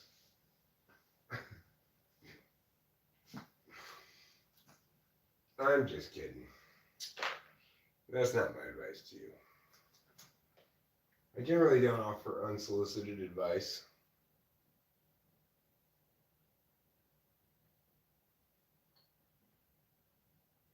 Oh, kitty pants. There's another kitty pants in the mix too, of course. And her name is Wonderful, Wonderful Kitty. Yes, it is. Oops. Wonderful, wonderful kitty. Having wonderful times.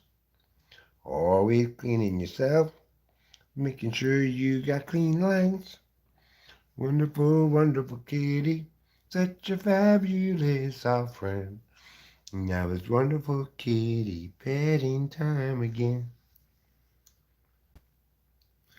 Just let me pet you. Don't walk away. It's petting time. Hooray! That's wonderful kitty. Isn't she wonderful? She's my sweet Patuckums. That's Native American for cat. Patuckums.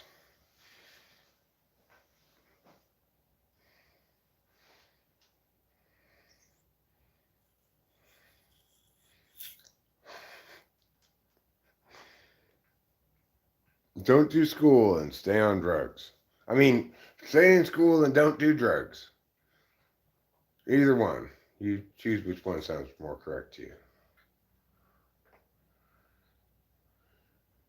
Personally, I found school to be a thoroughly unpleasant waste of time. But that's just me. Other people, they love the thing. They like that school thing. They like to go there, they like to sit in the desks, they like to write down things the teacher says and learn about supply and demand side economics.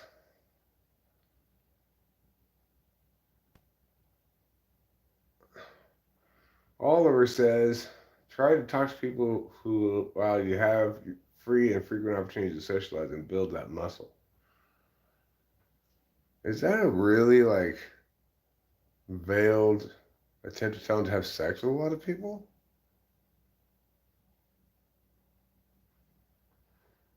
Want them to build that muscle, huh? Let me tell you, Oliver Linehan, a penis is not a muscle, okay? It's not a muscle. I don't even know if it has any muscles in it. Yeah, maybe it does, but like maybe your prostate's a muscle. Okay. Well, you're gonna have to be acknowledging a couple of things here, Oliver, before you start spreading misinformation around the channel. A penis is not a muscle. Yours is sheer bone. Huh. Mine has two states of being plus a range of behavior in between those two states. One of the states is very shriveled up. You know, and one of the states is upright. Like you could hang a coat on it, you know. So it travels between those two states of being periodically.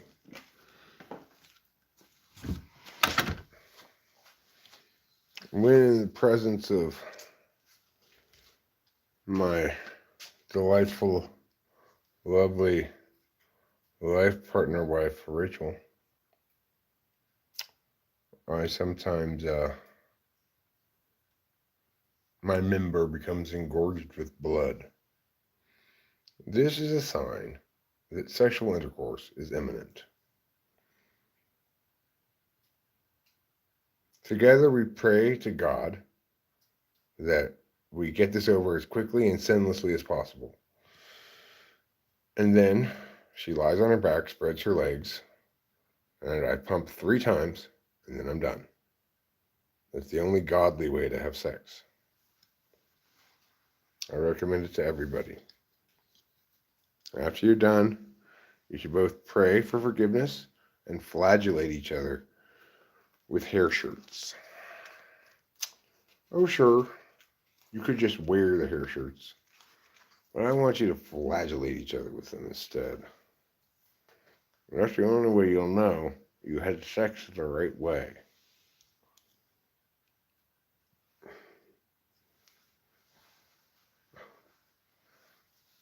Make your own conclusions independently. Or do you think you are, a fully functional human being? How dare you independently think? You're just supposed to memorize everything your teachers say and believe every word of it. That's your job. Because you're under 18. You must respect, honor, and obey all of your teacher's stupid orders.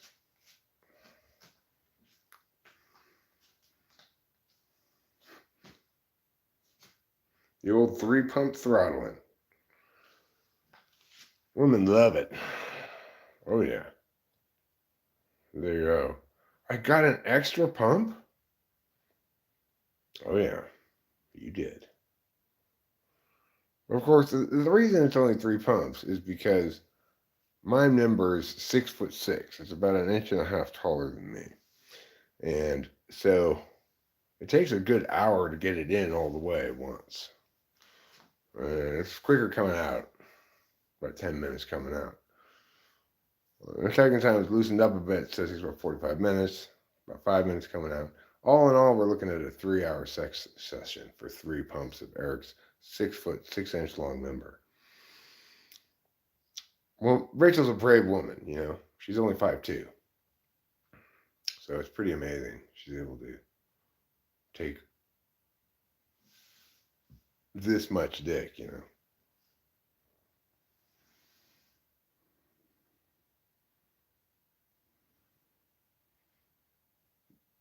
They're very wise. Even the common house cats, bigger tigers, leopards, cheetahs, jaguars, et al., can often be impulsive, intuitive as they may be, and do stupid things.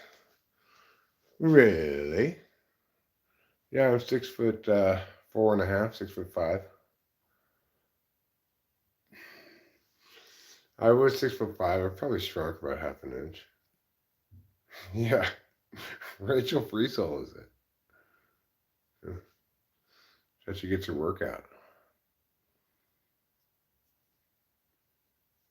I mean, there are hardly any handholds either, so She has to just grab onto a bit of vein and pull herself up.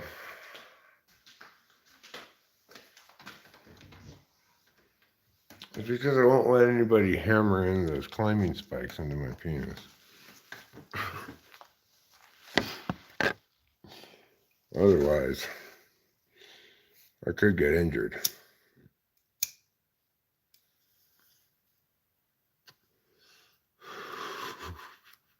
That's a great joke, Rachel. It's funny. Free Solo's penis. Fantastic. I once sat with a white tiger cub quietly until he bit you on the scrotum. And you said, "Hey, that's my scrotum. You stop biting it." And the tiger cub walked shamefully away.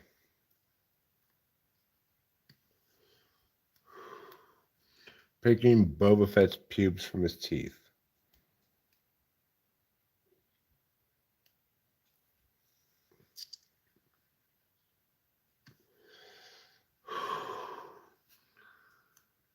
I'm going to end this stream very shortly.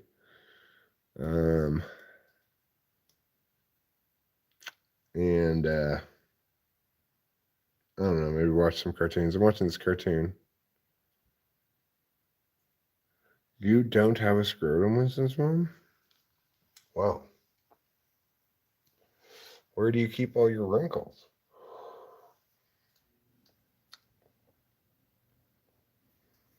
I keep many of my wrinkles on my scrotum. I keep some of them on my face. But as far as wrinkle per capita, my scrotum is the most densely populated part of my body in terms of wrinkle per capita.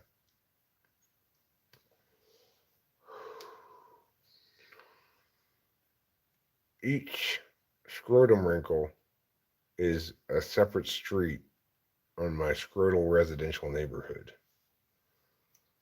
And believe it or not, nearly 40,000 scrotum residents live in that little neighborhood down there.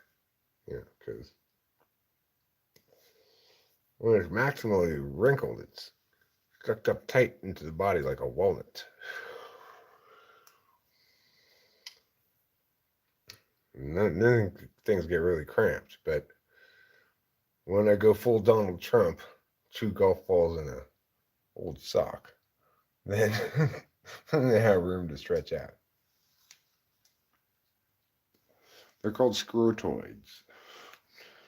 They're relatives of the dents, which are the little creatures that live in your mouth.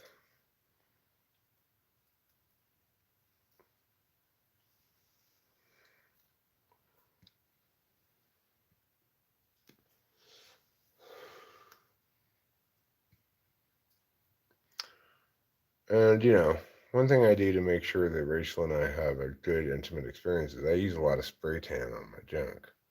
So,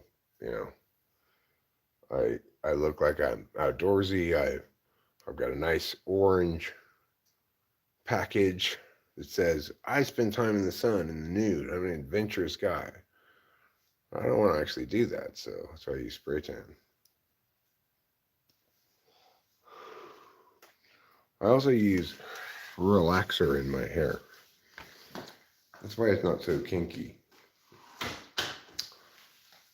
Right now, my race is African American, so I have to use a lot of relaxer in my hair to get it to look like this. It's not easy looking this beautiful. I spend hours in the beauty parlor every day. They use a flat iron to iron out my wrinkles on my face. Then they put rouge on my forehead to show all the other Indian men that I'm married. Is there a way one could reattach one of his balls in order to create a makeshift tetherball set? There's no good way to do that. That's for sure.